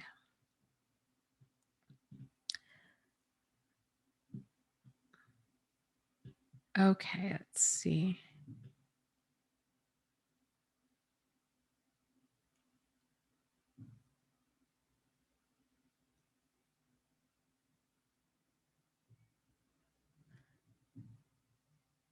Yeah, Maria says, I am really suspicious when somebody wants me to open up too quickly. I realize they could use it to manipulate me. I never take the bait. Mind you, I was the therapist, so different sides of the same coin. Yep. Yeah. And I think, Frank, to me, that's healthy boundaries, right? So, like, I had one of the therapists that I work with. I'll never forget this. Like, one day we were talking, and he actually turned out to be really problematic and got fired. But so it wasn't like, it wasn't just me. It was like a lot of people had issues with him. But he had said something to me one day. Um, this is back before, like, I was seeing that there was a problem with some of his stuff, but I had made a comment about, really going slow and like taking time to trust people. And he looks at me and he's like, well, yeah, but you've got to trust sometime. And I was so upset by that, because I was like, well, no, actually, I don't. Like, that's the point when I just would walk away. Like, that's the beauty in having healthy boundaries, is I don't have to trust sometime. Like, if it feels off, it's off, and that's good enough for me. Like, old me would have tried to force myself into trusting somebody when all of my internal alarms were going off saying, don't trust this person. And I would have thought, maybe it's me, maybe I have issues, maybe, it's because of the PTSD, maybe it's because of all these things. And maybe it is. I don't know. Frankly, I don't care. But what I do know is that I don't feel distrustful of the vast majority of people in my life. I tend to only feel distrustful of people that give me a distrustful vibe. But it's taken me a long time to get to that. And the first couple years out of these relationships, I didn't have that confidence in my ability to perceive the situation. And frankly, I didn't trust anybody. I was so fearful of everybody. So, like, it just takes time. It takes time. And so much of it is, it's okay. It's okay to not open up right away to people. And other people are probably not going to understand this. And that's okay too. Like, they don't need to understand. It's totally okay. Like, if you want to keep certain people at arm's length for any length of time, that's totally fine. It's your life. Nobody else gets to vote. And I agree. I'm suspicious too when somebody wants me to open up too quickly. There's just, before, old me would not have registered as problematic at all. I would have really interpreted that as us getting to know each other, and um, just kind of establishing rapport, I guess. Like, new me sees it as the boundary violation that it is, especially when I was working as a psychiatric nurse, and some patients, like, and actually I would see the same people all the time. Some patients had healthy boundaries. Some were very casual and were very open, and some had inappropriate boundaries. And, you know, there were a couple, there's one in particular that comes to mind, that it was this constant little game. Like, he would continually shift the conversation back to me and wanting to know about me and my weekend and what do I think of this. And it was just always all about me. And he was very handsome. He was very charming. He was half my age. So it wasn't like he was interested in me. It was it was like he didn't want to talk about him. And I think it was kind of his way to, I don't know, it was very manipulative feeling. So it was kind of our game. He'd flip the conversation back on me and I'd flip it right back on him. Just not, don't, you don't need to know anything about, we don't need to talk about me. Like, we're not here for me. Yep. Christy, yes, totally. I had alarm. She says I had alarms going off, but I listened to others telling me what a great guy he was. I should have listened to myself. That's such, probably like the big lesson in all of this. And that was something that I went through too, where I did doubt my judgment, and I was like, well, I must have all these issues with this other relationship, and that's why I'm having these nightmares and feeling so guarded and having trouble trusting. It's because of what I went through in the past. But really, it was like, no, there were a lot of, you know, valid reasons as to why you're feeling this way now. And that's the big lesson in all of this, is to get to the place where you can trust your gut and trust your judgment, even if you're in a room full of family and friends and, amazing therapists and all these other people that are on your side, and they're telling you this is not a problem. If you feel that it's a problem, then it's a problem. Other people are not going to pick up the same things that you're picking up. And especially if you've gone through abuse of any kind, your radar is going to be set to scan in a lot like wider of a range than theirs is. So it's not a coincidence. This goes back to that concept in Psychopath Free, where it's about getting that constant, how paying attention to how you feel. How do you feel when you're around somebody that you trust, when you're around a good friend? Um, Odds are you feel calm, you feel comfortable, you feel like you feel good, right? Like at a minimum, you feel neutral. Like you don't, you're good. You don't feel introspective. Is it me? Is it them? You don't feel confused. What am I? Is it, are they a problem, or is it like, do I have issues with commitment, or are they a great guy, or is it, like you're not all over the place like that, and you're not second guessing yourself. It tends to be when there's a problematic situation, that's when we feel like that. So it's a hard lesson for all of us to learn, but it's a big one.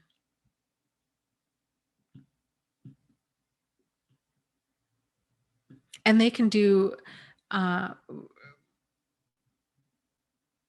yes, great, Maria. I agree. She says that communicating is a slow tennis match. Each person hits the ball, and the slow part keeps it from getting too deep too quickly. Yes. And you can tell, if a person's doing boundary pushes, if they're not letting things be slow. And if they're pushing for, I really just want to know everything about you. I've never met anybody like you. They're starting, especially with online dating, like, you haven't even met them and they're calling you babe, sweetie, pet names. That's a big sign. If somebody's calling you pet names kind of right out of the gate, or at least like, before you've been like dating solidly for a few months, that's weird. Like that's rushing intimacy. But again, now that's seen as normal. I mean, but it's not normal. Like it's normal for people that are just looking for sex, because that's what that is. It's that I'm trying to establish this rapport that to make you think that we have more of a relationship than we really do. So, you know, for us, it's important that we don't get caught up in trying to explain to them, I know we haven't met yet, but I really don't like you wanting me to send you nude photos, or I really don't like you calling me babe or sweetie or whatever. Like, I don't know you, And for me, right there, if somebody's boundary pushing that much and being inappropriate, um, I'm out the door. Like, there's nothing more to discuss. Like, it's disrespectful is what it is. And that's why I would be out the door. So, and it's other, so there's so many little subtle things like that too. Like, if a person starts texting or texting you nonstop. Like it's a good idea just to meet soon. Meet for coffee, something, for 45 minutes. Don't let them dictate how much time you're going to spend with them. So you might feel like you have this amazing connection, but the truth is you don't know them. If you've never met them before, you really don't know them. And to meet for a cup of coffee, you'll learn a lot about them just from that. And that way, you're keeping the zipper on the inside. So even if they're like, I really want to do dinner and a movie and spend all this time with you, to be like, yeah, but it's sort of like valuing our time. It goes back to, I don't give total strangers that I've met online like 5 hours of my time. If I feel like there's a connection, we can meet for like 30 to 45 minutes and we'll see if a connection's really there and then go from there.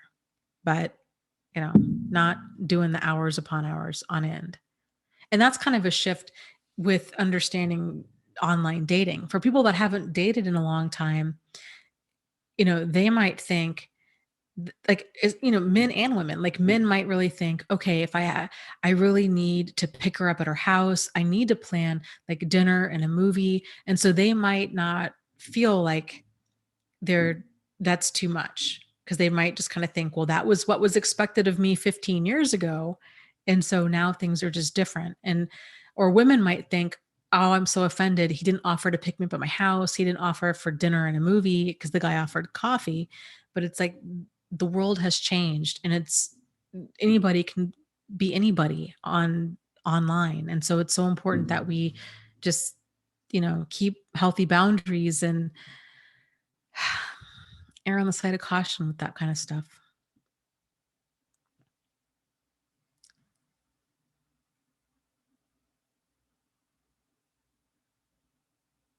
Exactly. Panda says, yeah, coffee is good because then if you still want to hang out, you can, even if have plans or not. Yeah, totally. Oh, good for you, Elise. Elise says, tomorrow night I'm going out with somebody I knew through a group for 4 years. I'm terrified he could be a narcissist, but it's my first date in 2 years. That's huge. And, good for you. And it's okay. And you know what? And if he is, he is. And that's okay. You now know how to keep yourself safe, and you know you can trust yourself to walk away. You don't have to uh, you don't have to hang in there until the bitter end, until he proves you right. If your alarms are going off, like you got this. Like you just go slow and trust your judgment.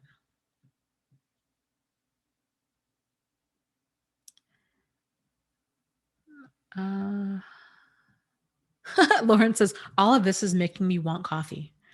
Yeah, me too. That would be good. Or chai. Now it's like steamed chai tea season.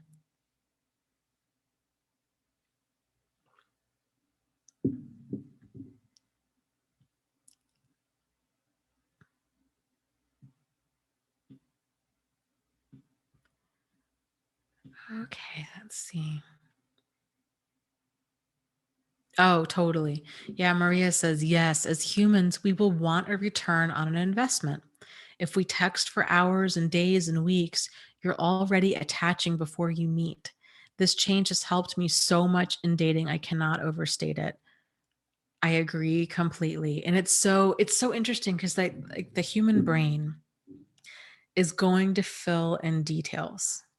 And so whether we realize it or not, like our brain is creating kind of this whole fantasy about this other person. And if we meet and they aren't who we've kind of created this fantasy of them, they don't match the fantasy, our brain's going to start justifying things. So things that we probably shouldn't justify, but because it's that emotional attachment, like as soon as that emotional attachment there was, that's when we quit seeing situations clearly. Like no matter what it is, it's very, very interesting. And so yeah, just slowing down and being like, okay, you know what? I'm not gonna And it's valuing our time too. And frankly, it's valuing their time, even if they don't realize it, but it really is doing them a favor too, even if they're not problematic, right? Like, because that's a terrible feeling too. So if we're talking to somebody for hours upon hours every day, and this goes on for weeks, and then we finally meet, and then we realize there is like they seem like a very nice person, but there's the chemistry is just not there, then we might feel awful, or obligated to continue seeing them because maybe they're so into us, and then we're like, oh man, I feel like I've really led this person on and I didn't even mean to. It's just awkward. Like the sooner you can meet, the better. Oh, I love that. Thank you, Missouri Cowboy. He says, as far as I've come to know, all that glitters is not gold. Dan Seals. Everything that glitters is not gold. So very, very true. It's like, thank you. So thank you for the donation and thank you for the great quote, as always. That's the challenge, right? It's figuring out the difference between gold and fool's gold, because it looks a lot alike, but it's not.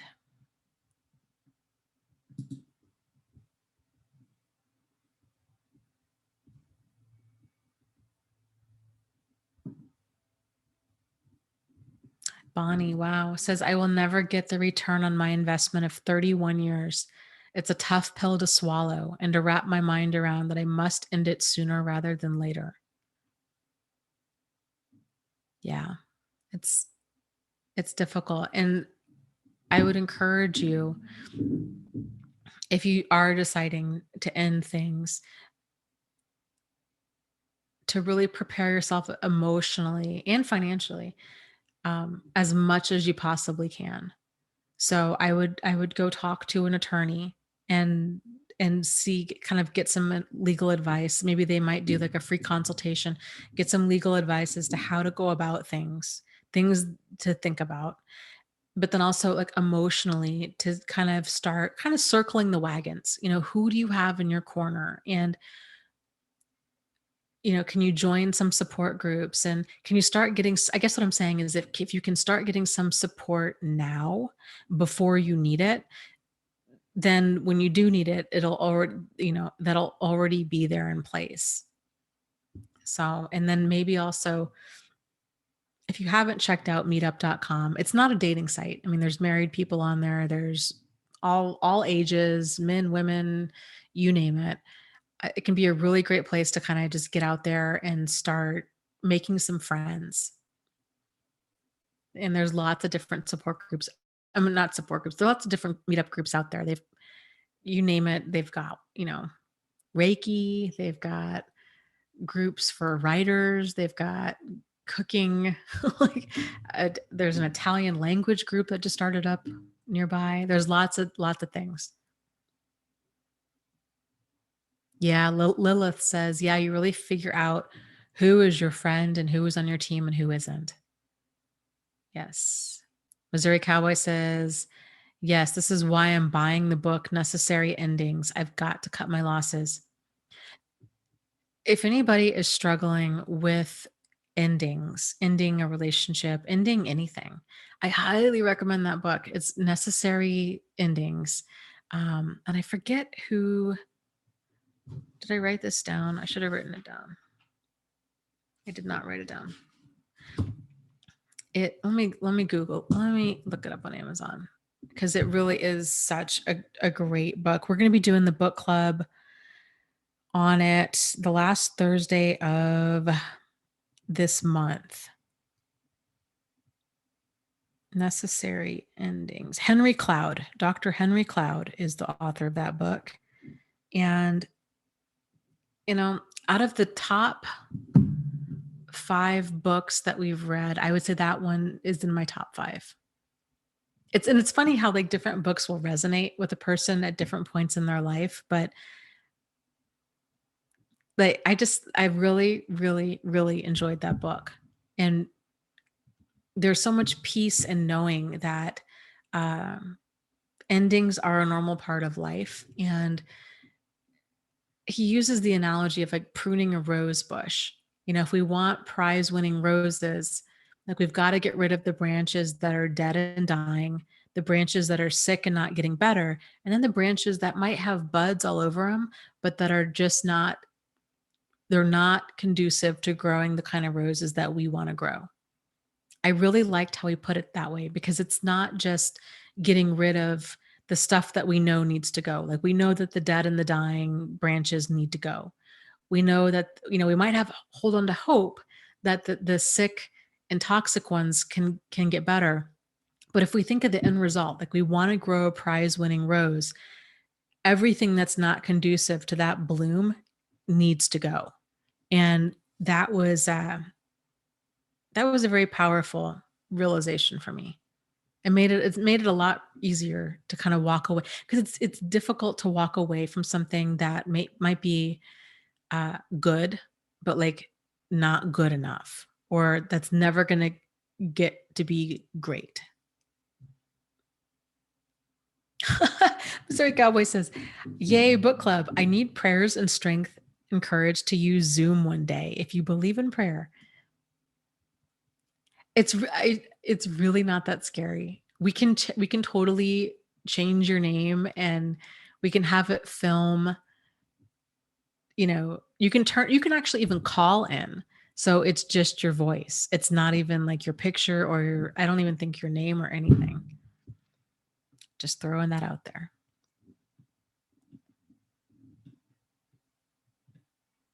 Yeah, Katrina says, "I've read that book. It is awesome." Yeah. Book again is called Necessary Endings by Henry Cloud. And I need to get my notes up on it. I was hoping to do that this weekend, but we went camping instead. I agree. 100 Smiles says, "I really liked the woman that you had on for your book club last week. She should do a spinoff."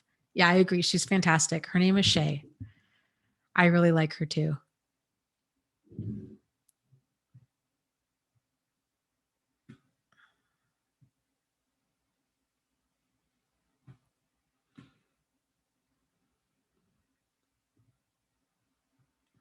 Interesting. Kevin says, "Lately I've been gravitating towards euphoric experiences, basically anything that feels good and comforting. I've been having flashbacks of times when I felt safe and nourished. ASMR gives me this. And like eating healthy, watching people on YouTube living their lives that are genuinely happy. These things I think help me to move forward and centers me. Does anyone know of any others?" Huh. Well, okay, this is going to sound weird, but I a YouTuber that I really like is Abraham Hicks. And I know that that puts the woo woo and hippie woo woo. It's really out there. She supposedly channels this other entity called Abraham, and it's very, very strange. And, you know, I don't buy it, but I, I still think she has tremendous amounts of insight. And I don't know. I really enjoy it.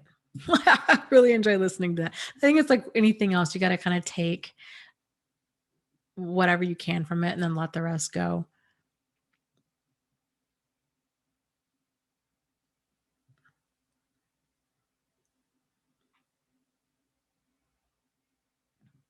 True Love is talking about having a child and says, "I feel like I would have a major intrusion from my narcissistic mother at this point. It wouldn't end. Is it worth it? She's so intrusive now. What would she be like if I had a baby?" Well, and I would encourage you.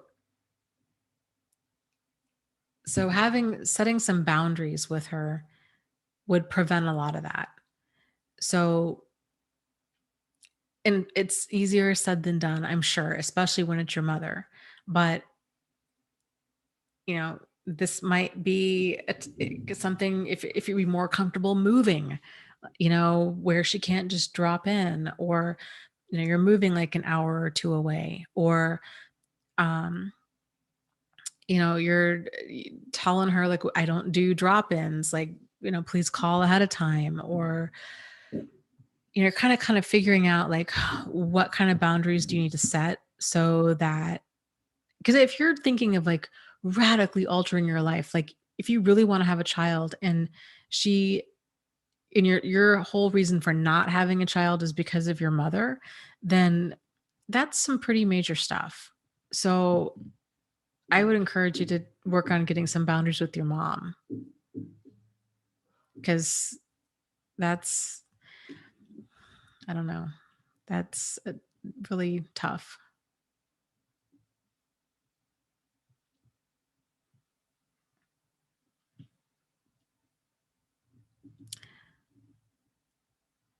Yes, I agree completely, Maria. That's well said. She says, yeah, but your mom should not sway your decision to have a child or not. Whatever you choose has to be your choice, independent of other people, including your mother. Yeah, I agree completely. It's, if we're being held hostage like that by somebody else's behavior, then that's really a problem. And it's not healthy, and it's a great way to have a lot of resentment build up and for you to have a tremendous amount of anger, especially after, I hate to say it, but when she gets older and when she dies. And then to just feel like I didn't do this one thing that I really wanted to do because of her. And now she's not here. And then now what, So yeah, it's so important. Like we got to live our life. You got to live your life for you, for you. And if you are married and, or if however you're wanting to do this, really getting clear of like it, setting boundaries, it might really damage your relationship with your mom, but getting to the place where you're okay with that, because if the only relationship you have with her is one where you just have to go along with whatever she does, then that's not much of a relationship.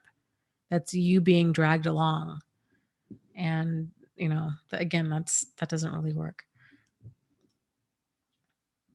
Yuki says, Dana, do you think cheating is inherently bad? I know for romantic relationships that it is a deal breaker, but what if your friend cheated in their past relationship? Does that make them problematic? I think anytime any person has some sort of actions, that involve kind of like, I don't know. There's so many things that can go along with cheating, but like if a person's kind of has a questionable moral compass, there's a lot of more information. Like, is it an event or is it a pattern? Are they normally, kind of why? Why do they? I mean, for me, it's definitely a big sign to slow things way down. I just, I'm to the point in my life where I just like, I don't do like confusing, crazy making, controlling, condescending, that kind of stuff. I don't drama. I just really try to limit the amount of drama in my life. So, I have personally have ended some friendships with some people that their lives were just, they were too much drama, and it was, you know, lying and deceitful and chaos and all of that. And I just was like, this is, their stuff is spilling over into my life. Like I'm not gonna lie for somebody. I'm not gonna cover for somebody, unless like, they're like leaving an abusive partner. Or, do you know what I mean? Like unless there's like a bigger reason for it. But somebody's doing squirrely stuff. Like I don't want to be involved in that. And I don't know. So I guess that's how I would look at it. Like, is it an event or is it a pattern? Does it show kind of their character, or are there really extenuating circumstances for it?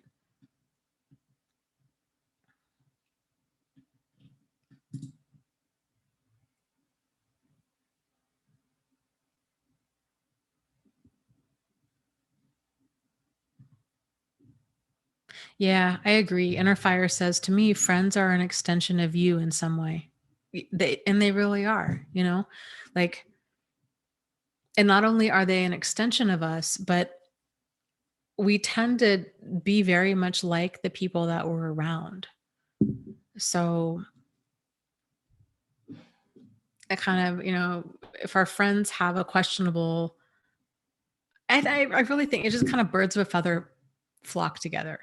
You know, if you're a moral uh person, like you're probably not going to hang out with somebody who's a criminal or who is a pathological liar or something like that. Like that on a friendship level, it's one thing to be in a relationship with somebody like that and to continually hold on to hope that they're going to change and to be in denial about a lot of stuff and to not realize you're being manipulated.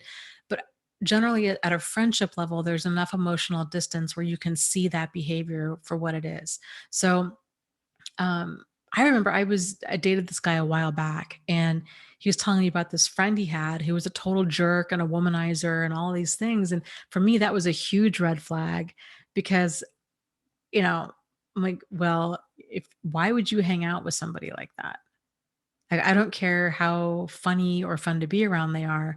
Like, I don't hang out with people that do stuff like that. So that to me, that's weird that anybody would. It kind of shows like he's probably a lot more like that than I had seen at that point.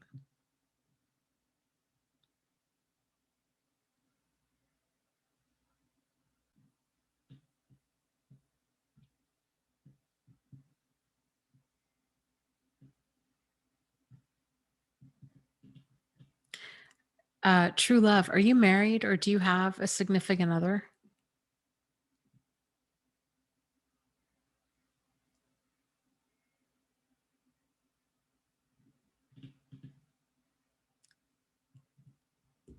Because I will tell you, I would strongly encourage you if you're with somebody and you're in this committed relationship and you're wanting a baby, I would really get on the same page with them.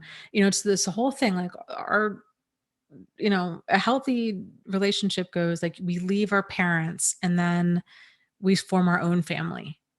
So, and that's under that's under healthy conditions, right? So, if it's going to be you and this guy and your mom, I would make it very clear like you guys need to be a united front as far as like what's going to go on with how you're going to allow stuff and just being on the same page and not letting your mom just steamroll you and decide, oh, I'm going to come stay for a month, or I really want this child to be named Ethan, or little Ethan is going to go to Catholic school, or do you see what I'm saying? Like to really get to be a united front with your partner to where, and I think you might find that that makes setting boundaries easier because then it's not so much you telling your mom, it's like, this is what me and my partner have decided. And, we don't loan money to family and friends. We don't have company stay for longer than X number of days. We don't, do X, Y, and Z. And so she can be mad all she wants, but like, this is your line in the sand as a couple because you're really going to need those boundaries because a marriage is not going to work, or a partnership of any kind is not going to work if it's you, your partner, and your mother. So just getting really really clear about how you would handle stuff like that ahead of time, and realize that you've got to put your the family that you are creating, that comes first. And if your mother's not okay with it, then so be it. Like, you know that's easier said than done, but yeah.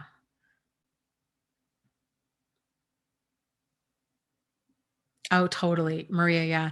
Maria says, yes. Once I learned to stop the toxic family dance, all my other relationships started shifting, or else I would have kept replaying that toxic dynamic in all adult relationships. Yes.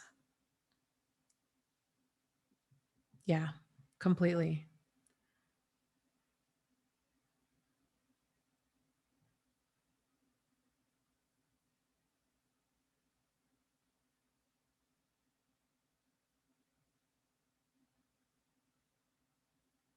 True Love says, yes, I have a wonderful boyfriend of 9 months. We're in our 40s. He's an absolute sweetheart.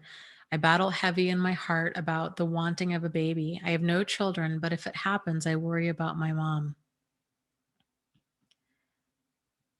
I worry more about your relationship. So, and I get that you're worried about the dynamic with your mother and having to set some boundaries, but I think if you guys can get on that same page and you realize that you don't have to do this alone, like you can be this united front. And you could even be proactive about this and just say, like, send out an email. Like, this is, you know, John and I have decided we're going to move in together, that we're, kind of what have you. And like, this is, I'm just letting you guys know. Like, I'm not asking for permission. I'm not asking to start a fight. I'm not asking because I want to discuss it. Like, I'm just letting you guys know that this is what's going to happen.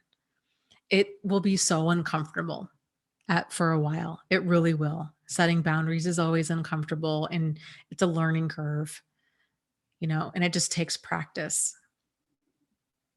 I was just out visiting my mom in Colorado a few weeks ago, and there were some definite like boundaries that she crossed with me, and I was so taken aback. And this is something I need to get better with. When I when somebody crosses a boundary with me, I tend to just get so shocked that I don't even know what to say. Like, I'm just stunned. And so I realized, I'm like, okay, you know what? I think I just need to go for a walk, kind of go be alone for a little bit. And I don't want to have this conversation while I'm out here visiting because I know how this is going to end. And I don't want it to end like that for a multitude of reasons. But I'm like, what I'm going to do is I'm going to gather my thoughts and then I'm going to send an email. And this is not something that I want to discuss over the phone or argue about or whatever. I just need to kind of state my boundaries. Like, this is what happened. This is what you said. This is why that's not okay with me, and like, it's not okay with me. And so I would expect for it to not happen again. So that might be a way to handle things too, because it just takes practice.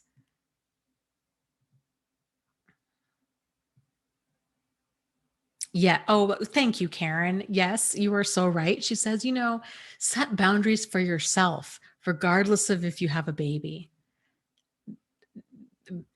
Best comment of the evening. I agree completely.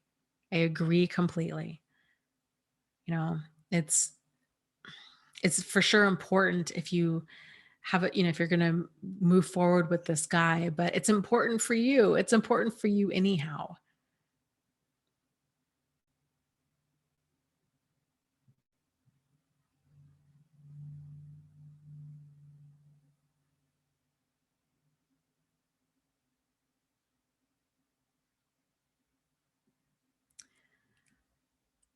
Yeah, it's difficult. Inner Fire says, I'm battling with the cognitive dissonance of her promising to never leave me, that I'm her soulmate, I'm her home, you are me. I promise to never do that to you, all of that. And then her ultimately acting out the worst things she promised she was never capable of doing to me. Yeah, I would encourage you to write all of this down and then reread it. Because, yeah, that does trigger that major cognitive dissonance where we really want to believe all of the words, but the actions, if the actions don't point to it, then we're being lied to. Then you're being manipulated. And talk is free. Talk is easy. It's a emotional manipulator's favorite tool because it takes no effort on their end. Just actors playing a part. It's like a little kid that wants something. They beg, they cry, they plead, they, they just really amp it up and they lay it on so thick until they get what they want. And they don't mean, it's like a little kid that wants a puppy. They're going to say, I'm going to walk it every single day and I will be so good. And it would be so great to have a dog. And, the dog could protect the house and all, and they just go on and on and on and on and on until they just wear you down with all these promises. And you really want to believe them. But at the same time, it's like, you know. Like none of this is going to happen. Like that you're going to be the one that's taking care of the dog, not the 6-year-old. And it's just seeing that situation clearly for what it is.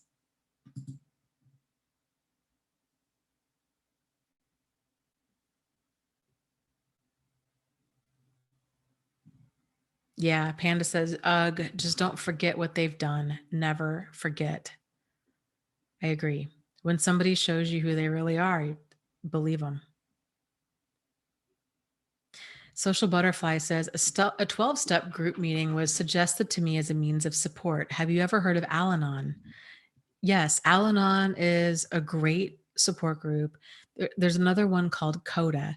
It's similar topics. It's a lot about boundaries and boundary setting, with generally like with addicts or alcoholics, but really it's with any type of emotional manipulator, frankly, whether or not they have a substance abuse problem.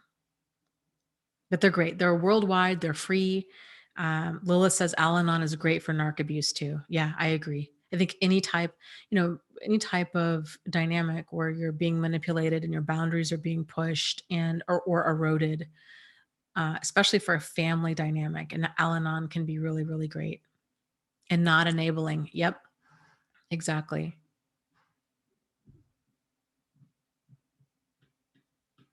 You can find local meetings if you Google Al-Anon and go to their website, but they should have a list of different meetings in the area as well as like days and times that they meet.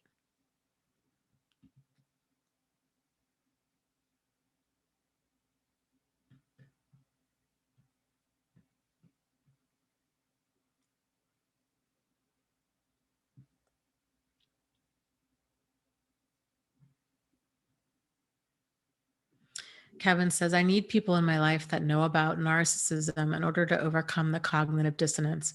Well, I'll tell you, it helps.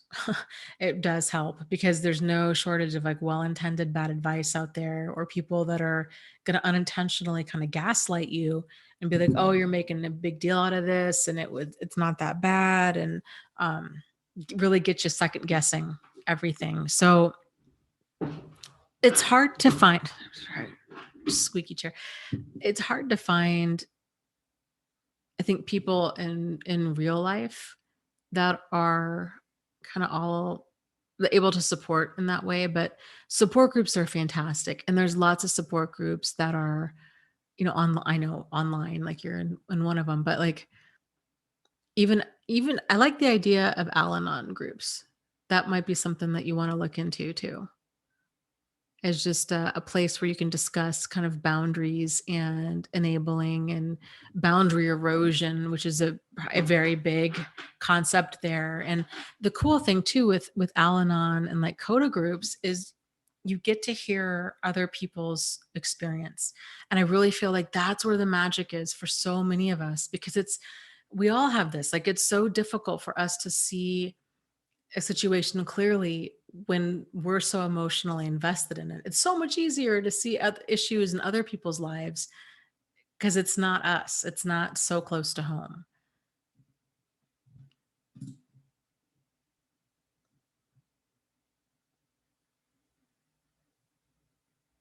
Kevin says, yeah, I'm surrounded by people telling me to just stay and try harder. And maybe I have to change my attitude about it. Yeah, that's all of that kind of unintentional gaslighting. And yet Bonnie says enmeshment. Yep, absolutely. Absolutely. And there's no shortage of that out there. And even from a lot of therapists, I mean, that kind of goes back to that, like the bottom 10%. And then, a good therapist would not encourage any of that, but kind of, a not so great one would. And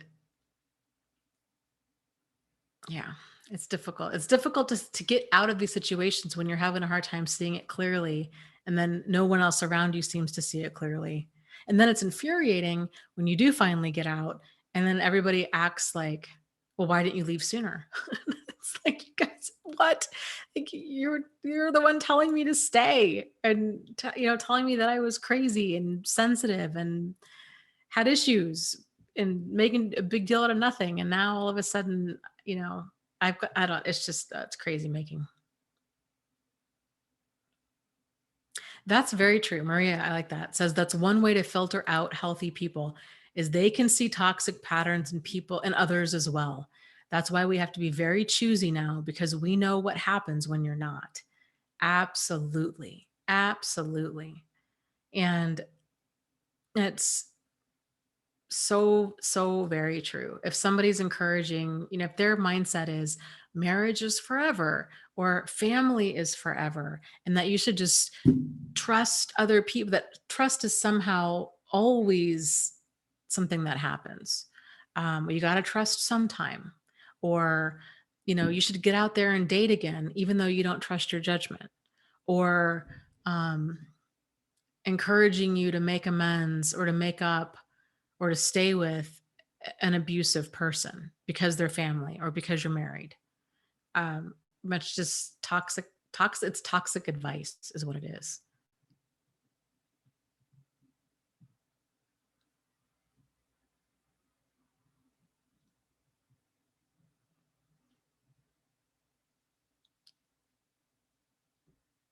Well, thanks, Kevin. He says, well, thanks, Dana.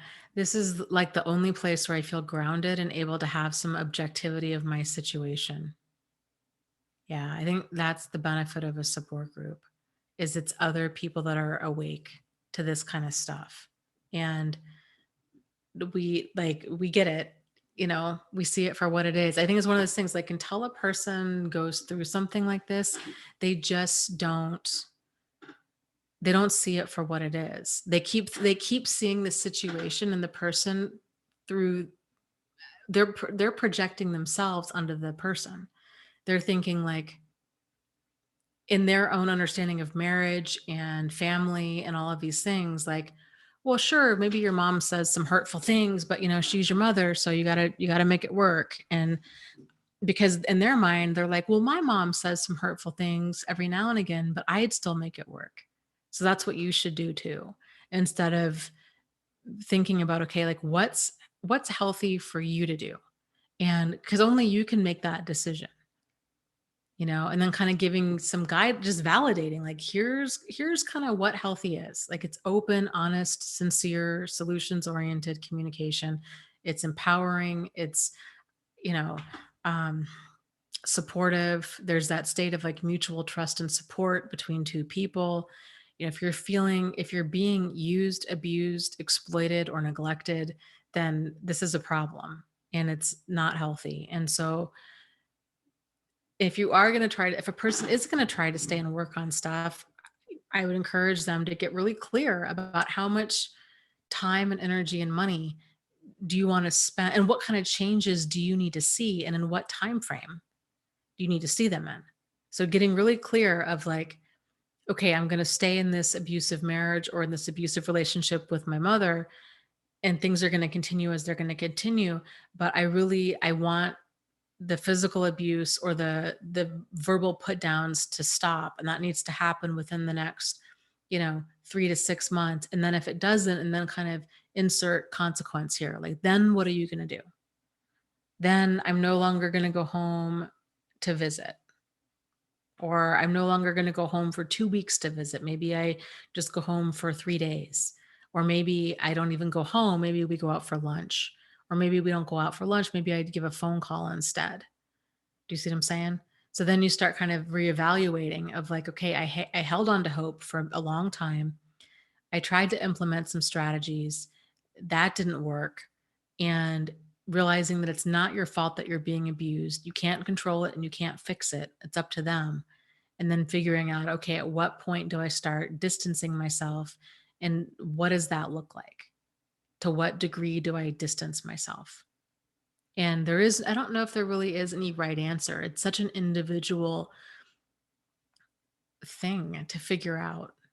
And that's really what all of this boils down to is it's getting to know yourself and figuring out yourself and what you need to do in order to stay safe and sane and to live a good life, really.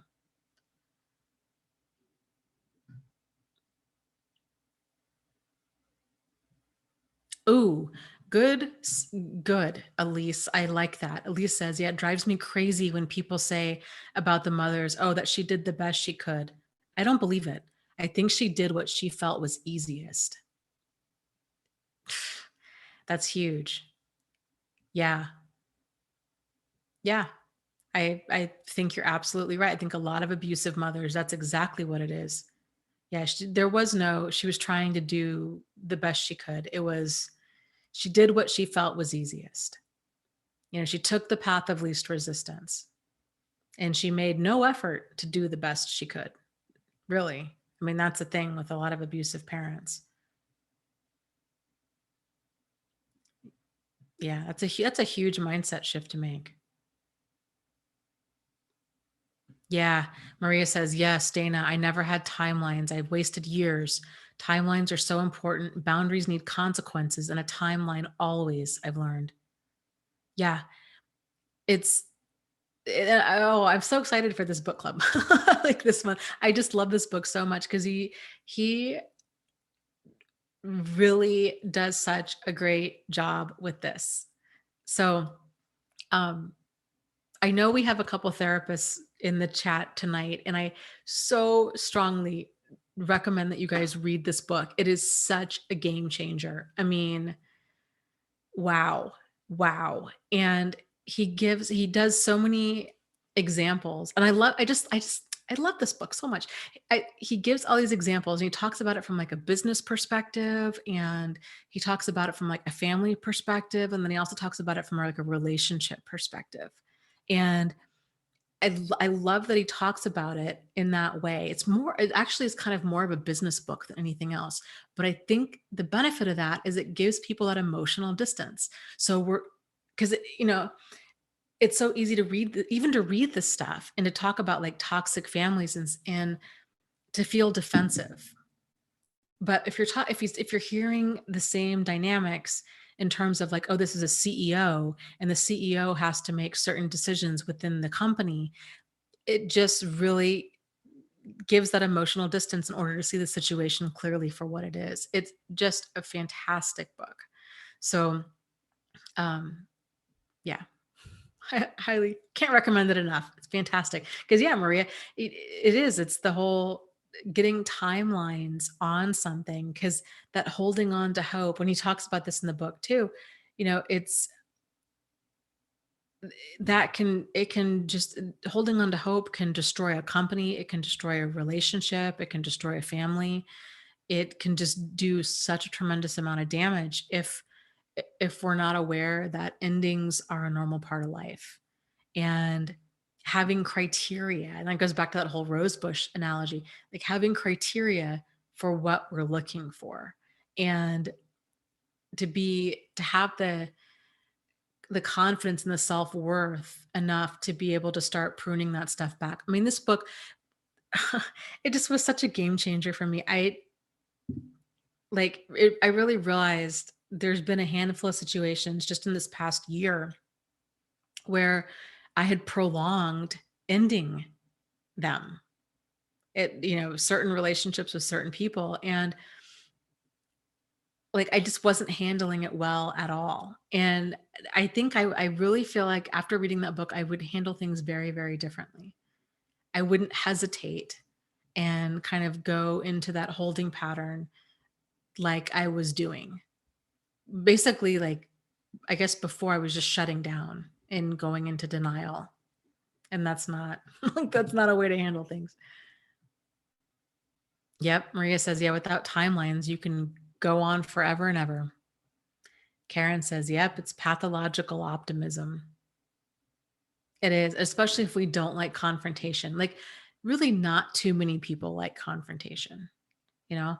And that's something that requires practice too.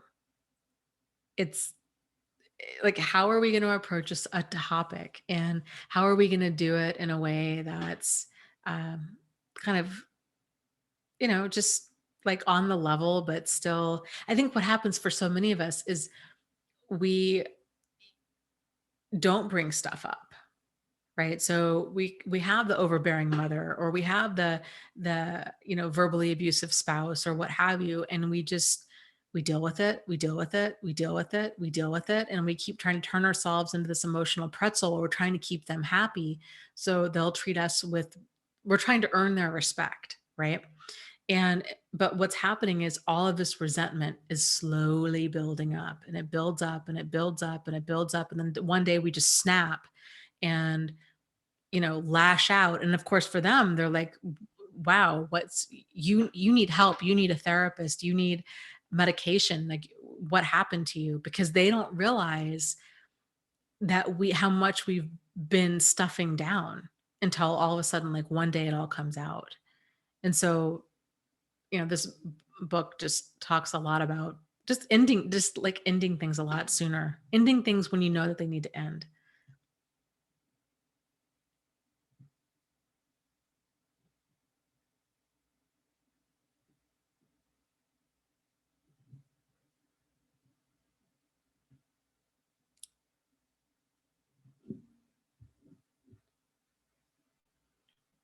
Uh, Interesting. True Love says, yeah, my mother never encouraged me to be independent or to move out. Said it's a sad thing to live alone as a spinster. Once I got my beautiful apartment, she said, "What took you so long?" I almost screamed. Yeah. Yeah, it is. It's those double binds where everything you do is wrong. You live alone, then that's sad. If you move out, like you should have done it before. It's crazy making. Grace says, "What does a timeline look like?" Well, it's an individual thing that you'll have to kind of figure out. So, I'll give you some examples of a timeline. So you might say, let's say, for example, let's say you're married to somebody and you've been married for 10 years and you're like, we've got children together. I really want to try to make this work. And um, I think couples counseling is what we want to try to do. And let's say your partner's open to doing couples counseling. And your main reason to get into counseling is because your fight maybe your husband's very verbally abusive or emotionally abusive, and it's kind of this constant, like, criticism and put downs and very controlling and these kinds of things. So a timeline would be like, okay, we're going to go into, and maybe you don't even say anything out loud. Maybe it's just a timeline that you get in your head, and you decide, okay, I'm willing to go into counseling on a weekly basis. I'm going to do couples counseling and I'm going to do individual counseling, and I'm going to do this for the next 3 months. And in that 3-month period of time, I don't want to be I don't want to be on an allowance anymore. Like, I want to be able to control my own money, and I don't want to be yelled at anymore. And so if he's got a problem with this and is still trying to control my money, or if he's still, name calling, or if he gets worse and he starts using anything that I say in therapy against me, then those are my signs, then it's time to leave. So it's getting clear about, okay, this is the approach that I'm going to take. These are the boundaries that I'm going to set, and this is the time frame that I need to see some sort of change happening. Not that that person needs to go from, abusive person to normal, healthy person, because they're not going to do that in 3 months. But you should be able to see some change. Some change in a positive direction happening within 3 months. Like, that's reasonable. So, kind of just getting clear on, like, this is what I need to see. Like, I'm not gonna just be dragged through hell, waiting.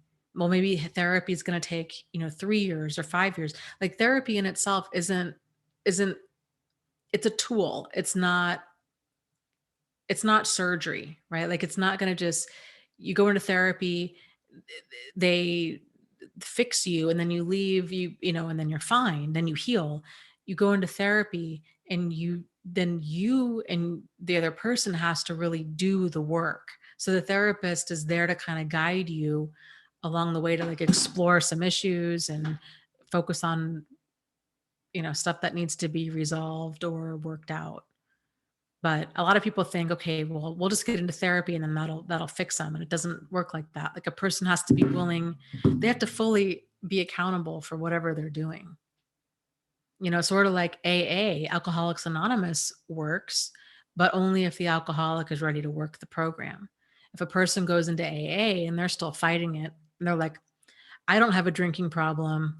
Like, yeah, sure, I have 20 beers on a Saturday night with some friends, but I've never had a DUI. I hold a job. Like, you just need to lighten up. I don't have a problem. And, but there's consequences to their drinking. Like it's not working for them, you know, even though they don't realize that they have a problem, like they do have a problem. And because it's their relationship with alcohol, that's the problem. And but they have to get to the place where they're not fighting it anymore. And for a lot of people, I mean, nobody likes being told, it very rarely goes over well, right? If somebody's like, hey, you've got some problems with your personality. Like, I don't like it when you do X, Y, and Z. Like, most people are going to have a hard time listening to criticism, even if it's constructive. Like, it's still just really difficult to hear. But especially when you're talking about a person who is abusive, because they've already got all of their defenses up. And so any perceived attack like that, it does not go well. And if a person's not even open to criticism, then they're going to have a really hard time being open to change.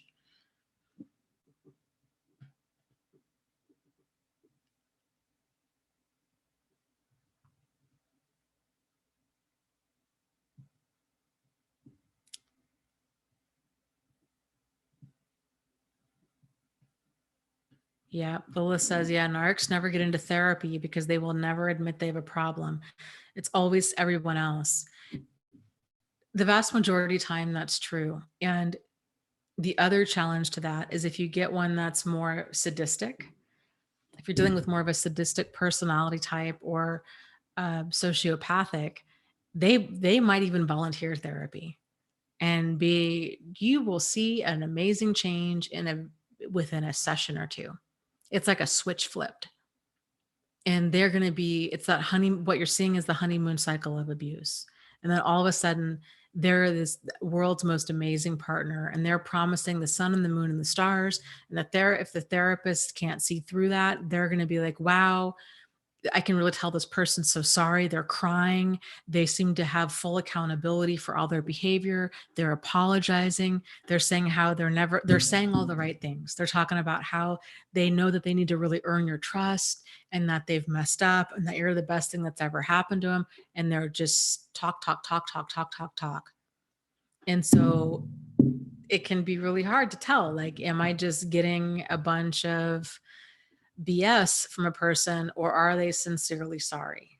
And that's when time comes into play. And this is why, too, it's very difficult when you're dealing with somebody who is living a double life. To me, that's just on automatic. To me, that's not even save your time and money. Don't even go into therapy. Just leave, because these people are pathological liars. And you will never know if they've stopped living a double life. And the vast majority of time, they haven't. They've just gotten better at hiding it. So if you're going into therapy and somebody has a pattern of lying and cheating and doing things, sneaking around behind your back, like that's, I that's generally their character, and that's not something that really is going to change. That's just really who they are. So, and it's really hard to prove it. So, I mean, the one thing is with verbal abuse and with more like overt forms of abuse, if there's changes because their behavior changes, but it's really hard to tell if a person who's living a double life is actually changing because all of their bad behavior is done behind the scenes, you know?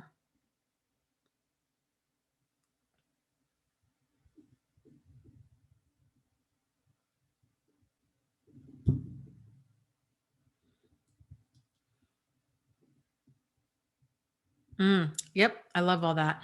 Maria says, yep, the formula for how psychopaths or problematic people feed off of empaths is, for us, high tolerance plus high empathy plus high attachment plus high relationship investment equals inevitable harm. Work on lowering all of these things within you. Yes. And so on the surface, all of that stuff can seem like really great personality traits. And so when we do come out on the other side of these and people are saying, oh, well, you're codependent, or, you know, and we're like, what did I do wrong? What I did wrong, I had high tolerance, high empathy, high attachment, high relationship investment. How is any of that bad? And so for us, for overgivers, it takes a while for us to understand that those traits, to an extent, can be very problematic. But it's really hard. We're just so not wired to see that that's a problem, because for us it's sort of like, but love is always the solution, and being, how can I be too caring or too compassionate or too loving? Like, how can that ever be a problem? And then realizing, oh, it's a problem if I'm being that, if I don't have deal breakers, and if I never walk away from a problematic person, because then I'm just being dragged through hell. And I think that my love for them can make it stop, and it doesn't. It just makes it worse.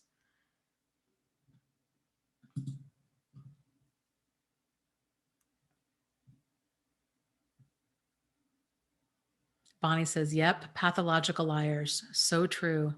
It's a major character defect. It really is. It's just, I was talking to one of the administrators in my website support group tonight. And so I don't know if I don't know if he's watching. He's probably not watching because we were just talking earlier, but he was saying, but if he is here, George, hi. He was saying that he's just now getting into watching Game of Thrones.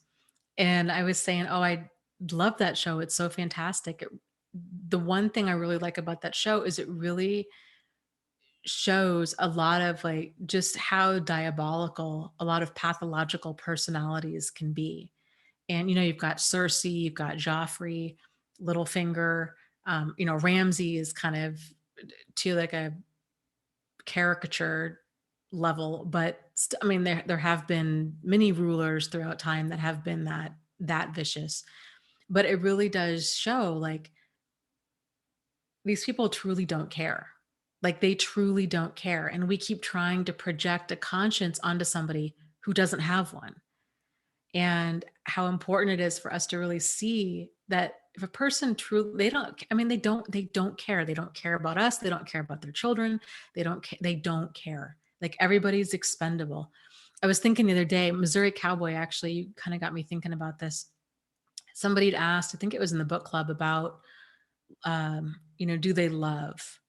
And I was thinking about it, and I think a good analogy is, they love other people like how a rancher who raises cattle loves his cattle. Like, a rancher knows that the cattle are going to be slaughtered. They might enjoy them. They might think to themselves, oh, that one calf is so cute. Or they might get a kick out of seeing, like, the little calves run and play, you know? But at the end of the day, there is no emotional investment there, because like, you don't get attached to something that isn't going to last. And it's the same kind of thing. Like, it's just, they might enjoy certain things about us. They might, but it's all superficial. It's like, there's no depth. Yeah, Elbaz says, yeah, mine promised me the world that lasted about 10 months and then back to Demon Boy.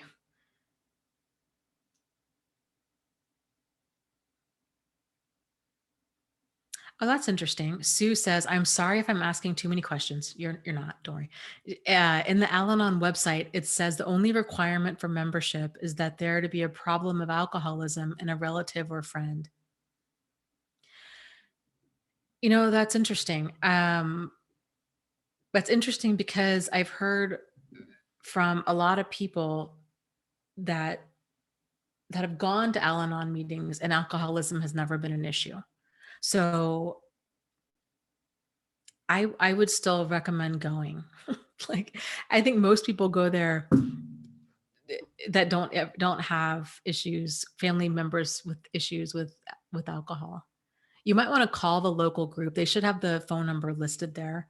You could call them ahead of time and ask, or you might find too the CODA groups. It's Codependency Anonymous, but it's the same kind of stuff, talking about boundaries and standards and enabling and enmeshment and all of these kinds of things. It's very similar.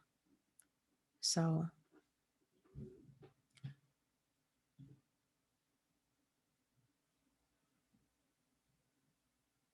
Missouri Cowboy says ranchers respect and cherish the spirit of the animals.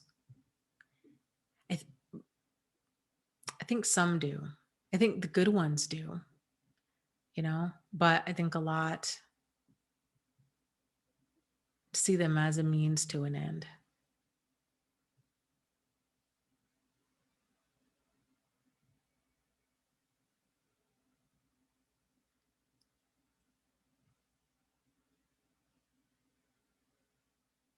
Harmony says, yeah, they focus a lot on codependency in a lot of the Al-Anon groups.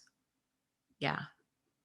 It's very much about getting that boundaries back into alignment is with all of the groups, with AA, with Alcoholics Anonymous, and with the CODA groups. Because there's when you have that addict or hold on, I gotta come. This chair is really not comfortable.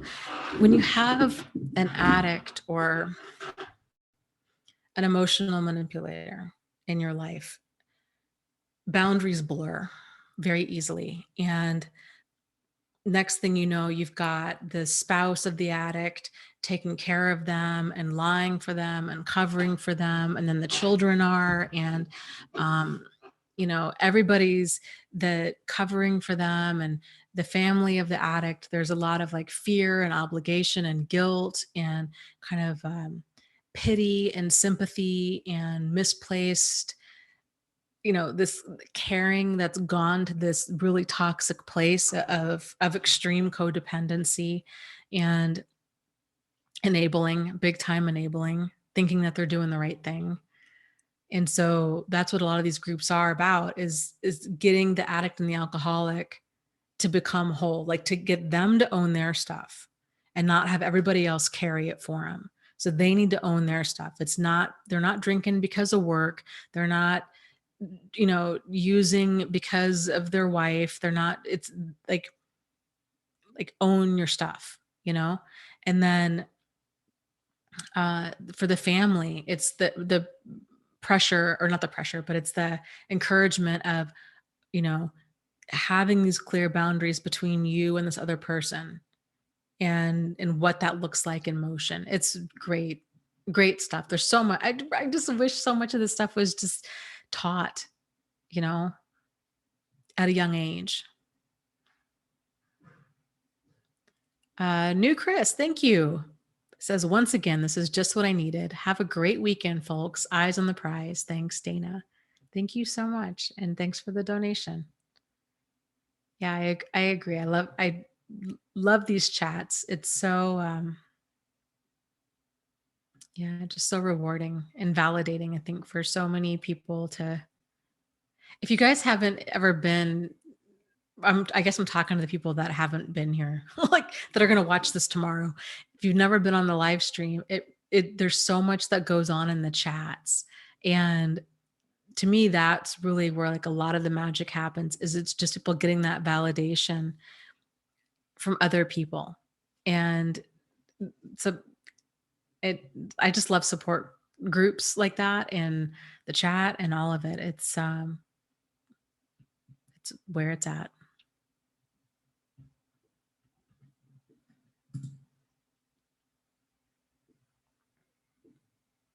Interesting. Postmodern says, yeah, Al Anon really helped me to divorce my husband. It also helped me to prepare for my own daughter's alcohol abuse. Yeah. Yeah. It's powerful, powerful stuff.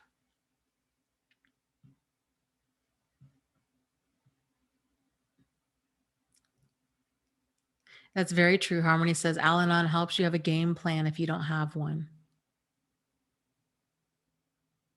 Yeah. And they have their own 12 steps too, which is great. It's kind of will give you that game plan. Coda has their own 12 steps as well. And again, just kind of being in a group and listening to other people and their challenges is just so eye-opening. Odds are you're going to have insight about your own stuff because you're going to be able to so much easier see your own stuff and other people and the struggles that they're going through. And then it's really cool when you start hearing the insights that they're having. And because sometimes like it I don't I to me I think we all learn so much faster. Somebody starts sharing like what they learned, and then like because then it can just be just as profound for us. So I don't know, it's cool.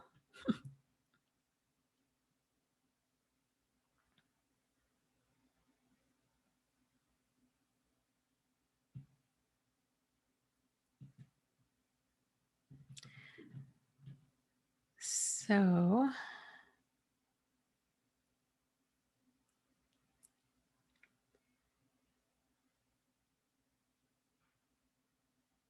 Hope says, can being an addict be genetic? I feel like I already know the answer to this question.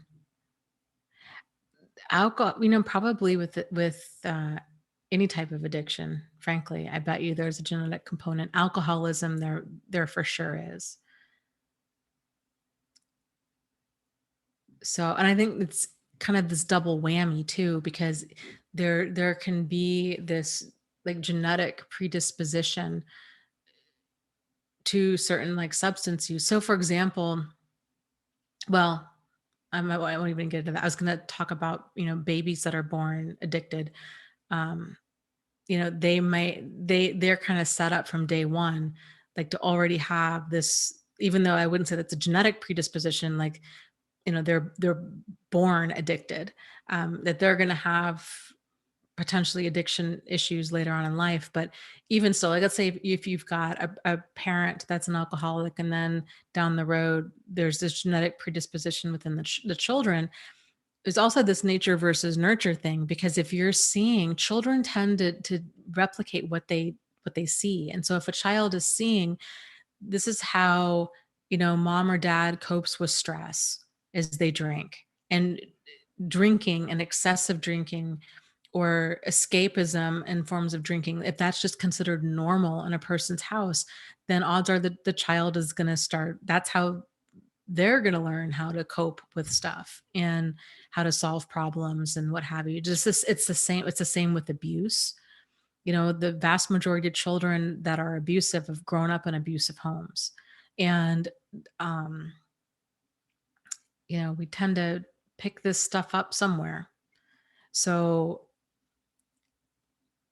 and it can be hard for us to know that, and to still, and to not pull at our heartstrings. I think so many of us then feel like, especially with abuse, we want to sympathize, but over like too much. So this goes back to having healthy boundaries. Like, we can be sympathetic towards an abuser that grew up in an abusive home, but it's that whole kind of saying, like, our compassion isn't complete unless it includes ourselves. So if we're having so much compassion for them that it's continuing to pull us back into this dynamic, then that's a problem.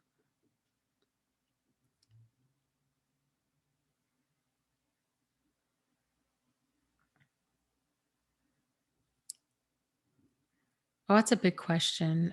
Truth Seeker says, how do you make that first very real friend? I was conditioned to have no confidence in making them. Well, I think it starts with knowing yourself well enough to know what kind of friend you would want. And it's going to probably take some practice, with kind of learning healthy boundaries and in sharing with people. There's that article I was talking about earlier tonight. There's a link in the description about healthy boundaries. And I really like this article. So it's it was a topic that I got from another book in the book club, but then I expanded on it. So um I like it so much because of all of his ideas that I expanded on. But anyways, he it's has to do with, it's called What Are Healthy Boundaries?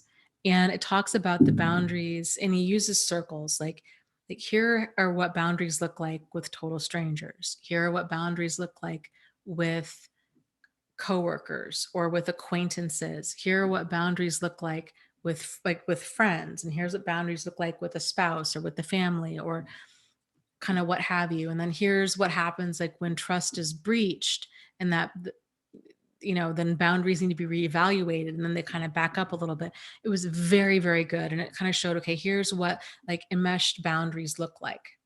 And here's what healthy boundaries look like. And so there's all of these little different diagrams that really, it's a great visual representation of what healthy boundaries look like.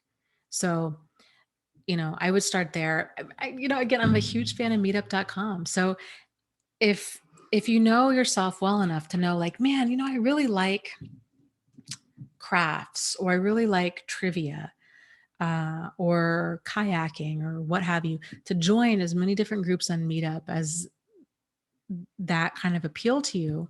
And then to start putting some of this stuff into play in that way, because then it's a great, relatively, it's a general public, so it's not like 100% safe, but it's safe in the fact that there's no real emotional investment. These are total strangers. You don't have to ever see them again, kind of a thing. You can leave whenever you want to leave, and it doesn't really matter.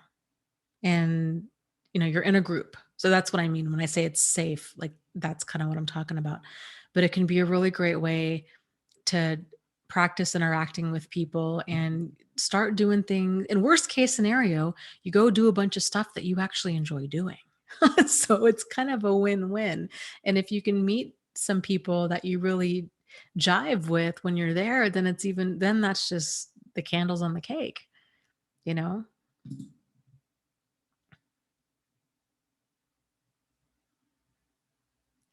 Yeah, new Chris. Oh, I like that. Says, yeah, at the beginning we were saying, the root of all of this is a lack of self-love. But interestingly enough, my self-concept has always been pretty good. Yes. And so I think that trips up a lot of people. But I think in part because we're not really taught like what self-love really is. So for a lot of people, they're like, well, I mean, I guess I love myself. Like, I don't hate myself.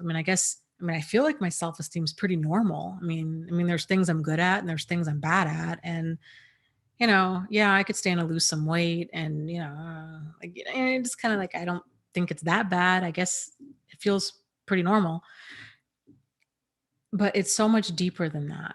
And it's really about it's about valuing yourself. So if the word self-love feels narcissistic, or it feels too like kind of nebulous or woo-woo for some people out there, replace the word love with value. So valuing yourself and asking yourself, how do I normally value myself? And maybe it can help too to kind of get some emotional distance and think, if I had a child, or maybe not even my own child, if I had a child I cared about, right, that was with me, how would I show them that I valued them? It's just, that's pretty deep when you think about it. Because I think it's just that getting that emotional distance.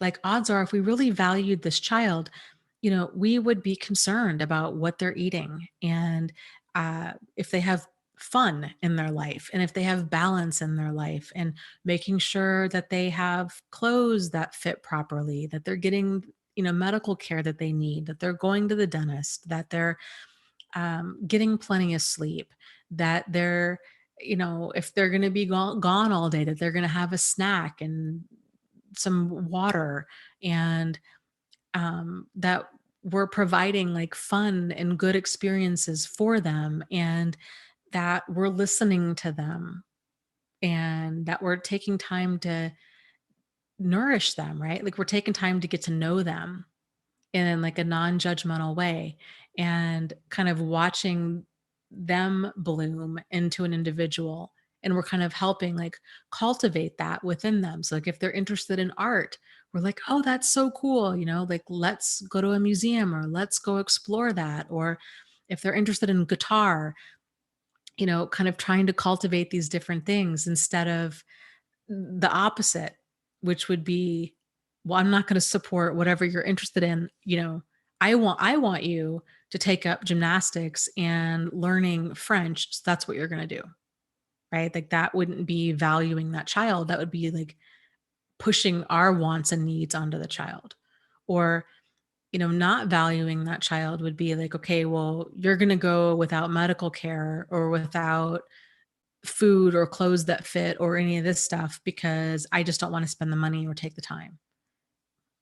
So kind of said, and then realizing that when people talk about taking care of your inner child or nurturing your inner child, that's really what it is. It's literally seeing like your inner 6-year-old or your inner 4-year-old, and being that nurturing, loving parent, and doing all of those things for yourself, valuing yourself and your time and your energy and your emotions, to be like, you know what, honey, like I'm concerned that you're going to go meet a total stranger at a park.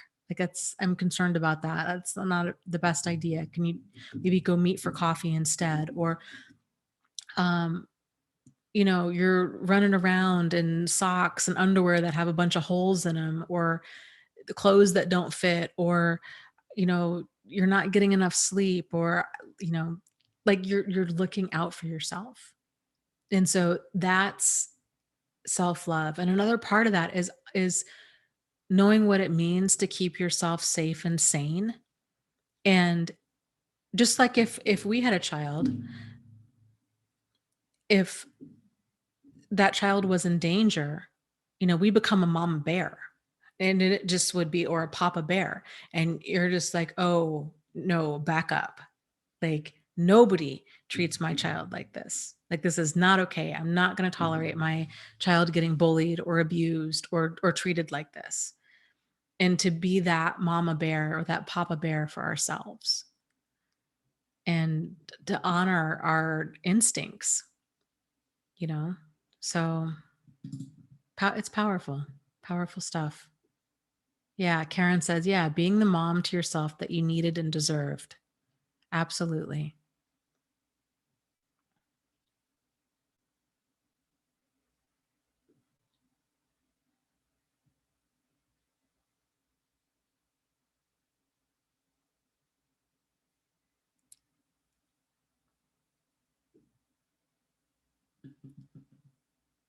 So, okay, so let's take some time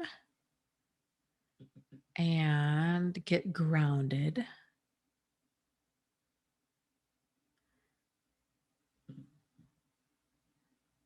Get grounded a little bit here and relaxed, and then we'll call it a night, and I'll see you guys next week. So, take some time to just get comfortable, and whatever that might mean for you. Your eyes open, your eyes closed.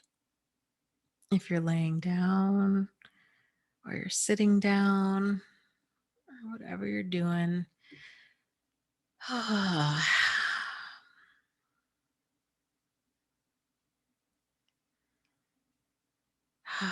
Just try to release the tension from your body.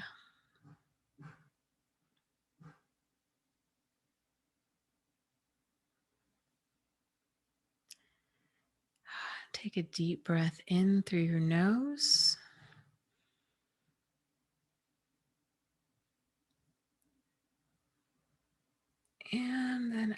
through your mouth.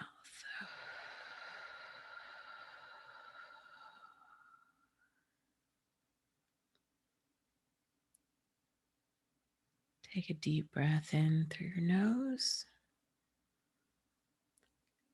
filling up your lungs, the bottom of your lungs, and the top of your lungs.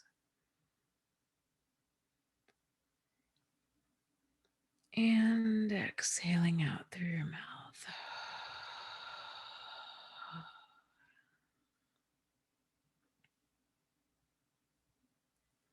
And again, in through your mouth or in through your nose. Filling up your lungs as much as you possibly can. And then out through your mouth.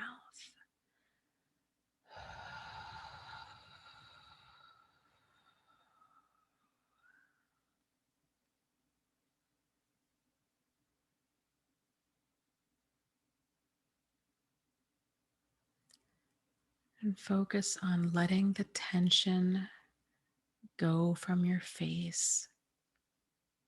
Let your eyes relax. Your cheeks and your mouth and your jaw. Just relax.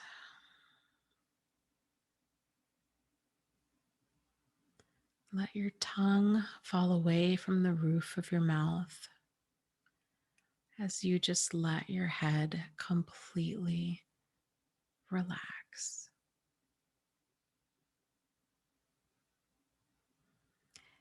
And moving down to your shoulders, let them feel heavy and just drop. Let that tension just roll off of them like water off of a duck's back. Releasing the tension around your neck and your shoulders. Just letting it relax. Moving down to your chest. Letting your chest just open up and relax. And breathe in again through your nose, filling up your lungs. And exhaling as loud as you can through your mouth.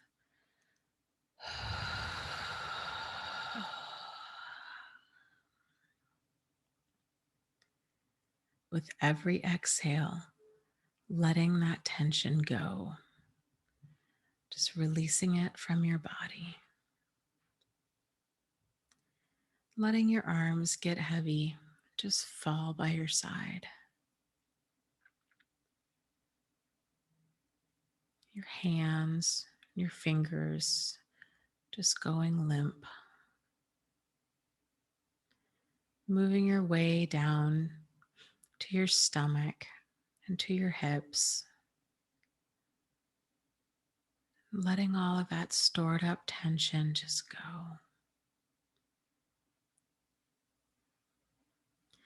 And at any point in this, if you notice that you're storing tension in a certain area, or if there's pain in a certain area, when you breathe in, imagine sending that breath to that spot. And so that spot breathes in with you. And when you exhale, imagine yourself exhaling all of the tension or pain from that spot. So let's try that now. Think of an area where you're holding some tension or some pain, and breathe in, sending that breath to that area. So breathe in through your nose.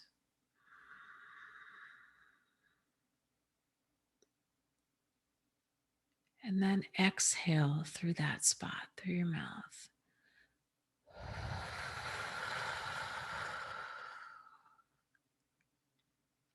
Blowing out all of that tension and that pain in that breath. And so as we work our way down through your hips, through your thighs, through your knees, just letting your legs relax.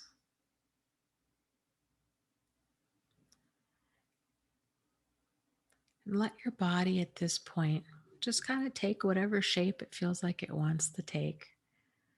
So if your arms want to flop open, or if your legs want to move in a certain direction, just relax. Let your body lead the way. And take a deep breath in again through your nose, sending that breath to any tension or pain. And releasing it through your mouth, releasing all of that tension and pain with it.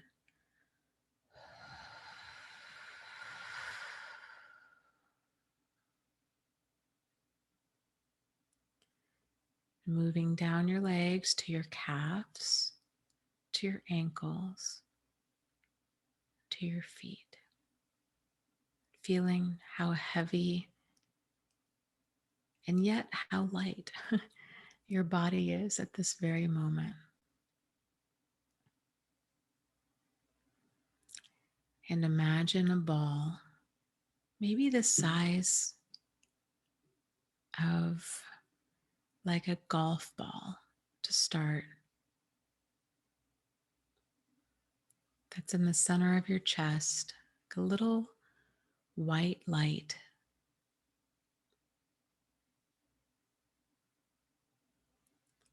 And this light is peaceful, it's calming, it's healing, and you know without a doubt that it's here for you,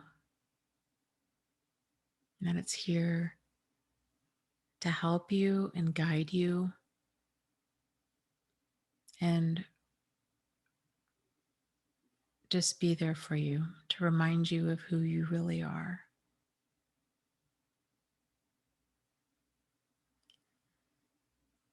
Feel that ball getting bigger and stronger within you. This is where your power resides, and this is your energy. It's good, it's healing, it's powerful, and it's strong, and it's on your side. It's here for you. And feel that energy expand out into your shoulders and up your neck, down into your chest, into your stomach. And feel that light as it just fills you up inside, and it's just the most amazing experience. It's joyful, it's playful, it's healing, it's powerful, all at the same time. Feeling as it makes its way down into your stomach, into your hips, your thighs, and your knees, your calves and your toes. And feel that light as it extends effortlessly past your body, through your toes, through the bottoms of your feet, through your fingertips, up through your neck, swirling around in your head, moving outside of your head. Feel that light as it grows.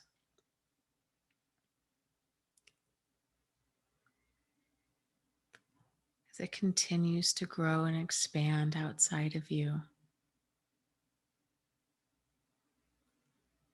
And imagine how through your feet that light is expanding down like roots or like tentacles from a fern. They go deep, deep into the earth, as deep as you want them to go.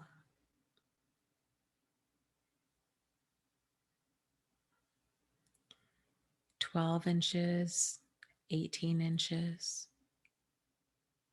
24 inches deep, 36 inches, letting you get really, really grounded and letting all of that energy in the earth move its way back up through you, to you, and through you.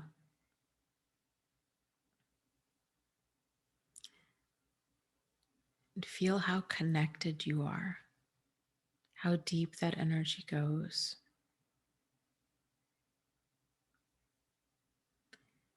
Now that you're so full of this amazing, healing, loving energy, I want you to take some time and imagine, or visualize, I should say, visualize yourself going out and giving some people an energetic hug.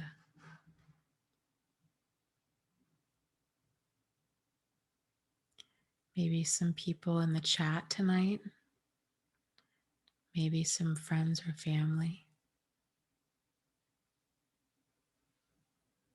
maybe some people that you saw recently.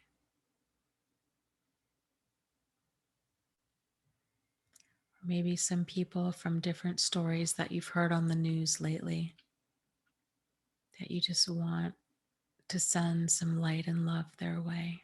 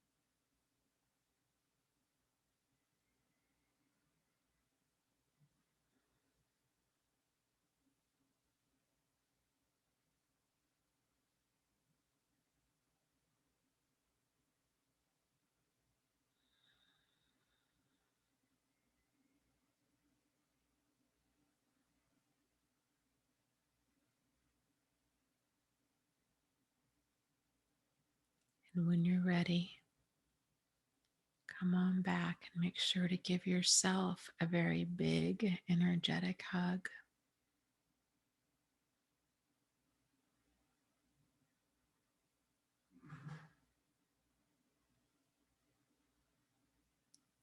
And when you're ready, go ahead and open your eyes.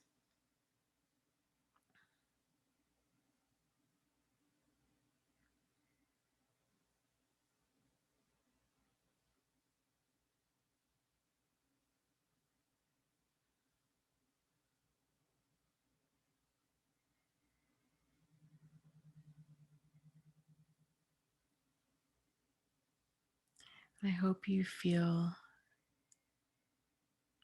grounded right now and peaceful and aware of your own being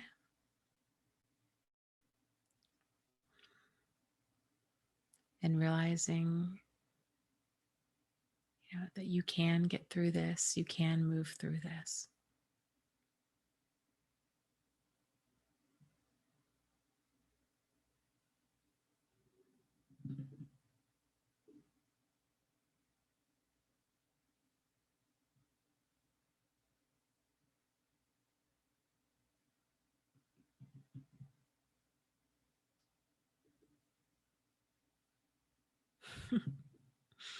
Missouri Cowboy, you're such a kick. I really hope that someday I get to meet you.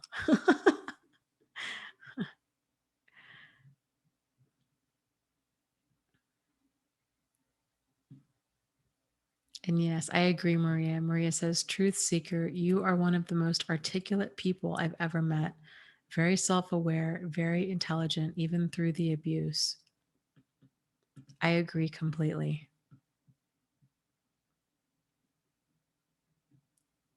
Yeah, your comments are amazingly insightful, and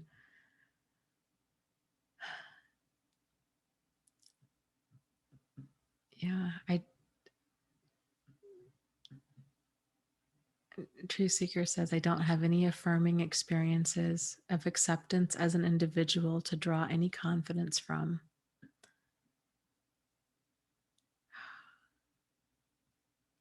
I think like Maria is saying, it's so hard for us to see that because I guess we see you as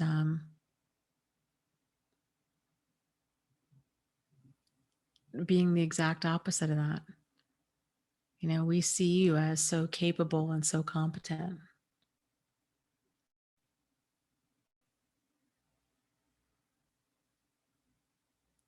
So affirmations can be a really great thing too. I did a video a while back. And there's quite a few YouTubers that do a great job with affirmations and guided imagery. Jason Stevenson is one of my favorites. But I did a video a while back on affirmations for people with CPTSD. And it's all about kind of affirming and like self-esteem and self-worth kind of stuff. So I would encourage you to listen to some videos that have to do with affirmations.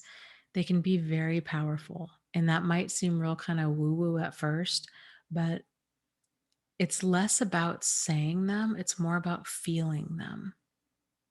And you can tell it's very powerful. So you can tell when you don't believe what you're saying.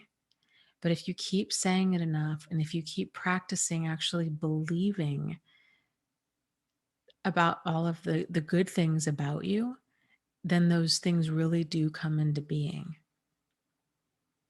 Powerful.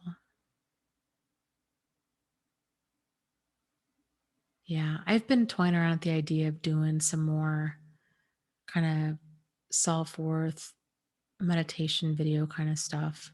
I really enjoy that. I think it's a powerful um, it's powerful stuff, very underrated, you know. But our beliefs, our behavior is always going to match our beliefs. That's cognitive resonance. So we're so used to talking about cognitive dissonance when our beliefs don't match our behaviors. But the real power is when our beliefs do match our behaviors. That's a big game changer. And that's a topic for another live stream. But it's a big way to change your life is to get your beliefs and your behaviors in alignment. So, okay, guys, with that said, I will let y'all go and I will see you next week. So, thank you so much for joining me and for all of your questions and for your support of each other and all of it. It's just fantastic. So, with that said, you are not alone. You are not crazy, and you really can move forward and heal from this. So, take care, and I will see you guys next week. Okay, bye.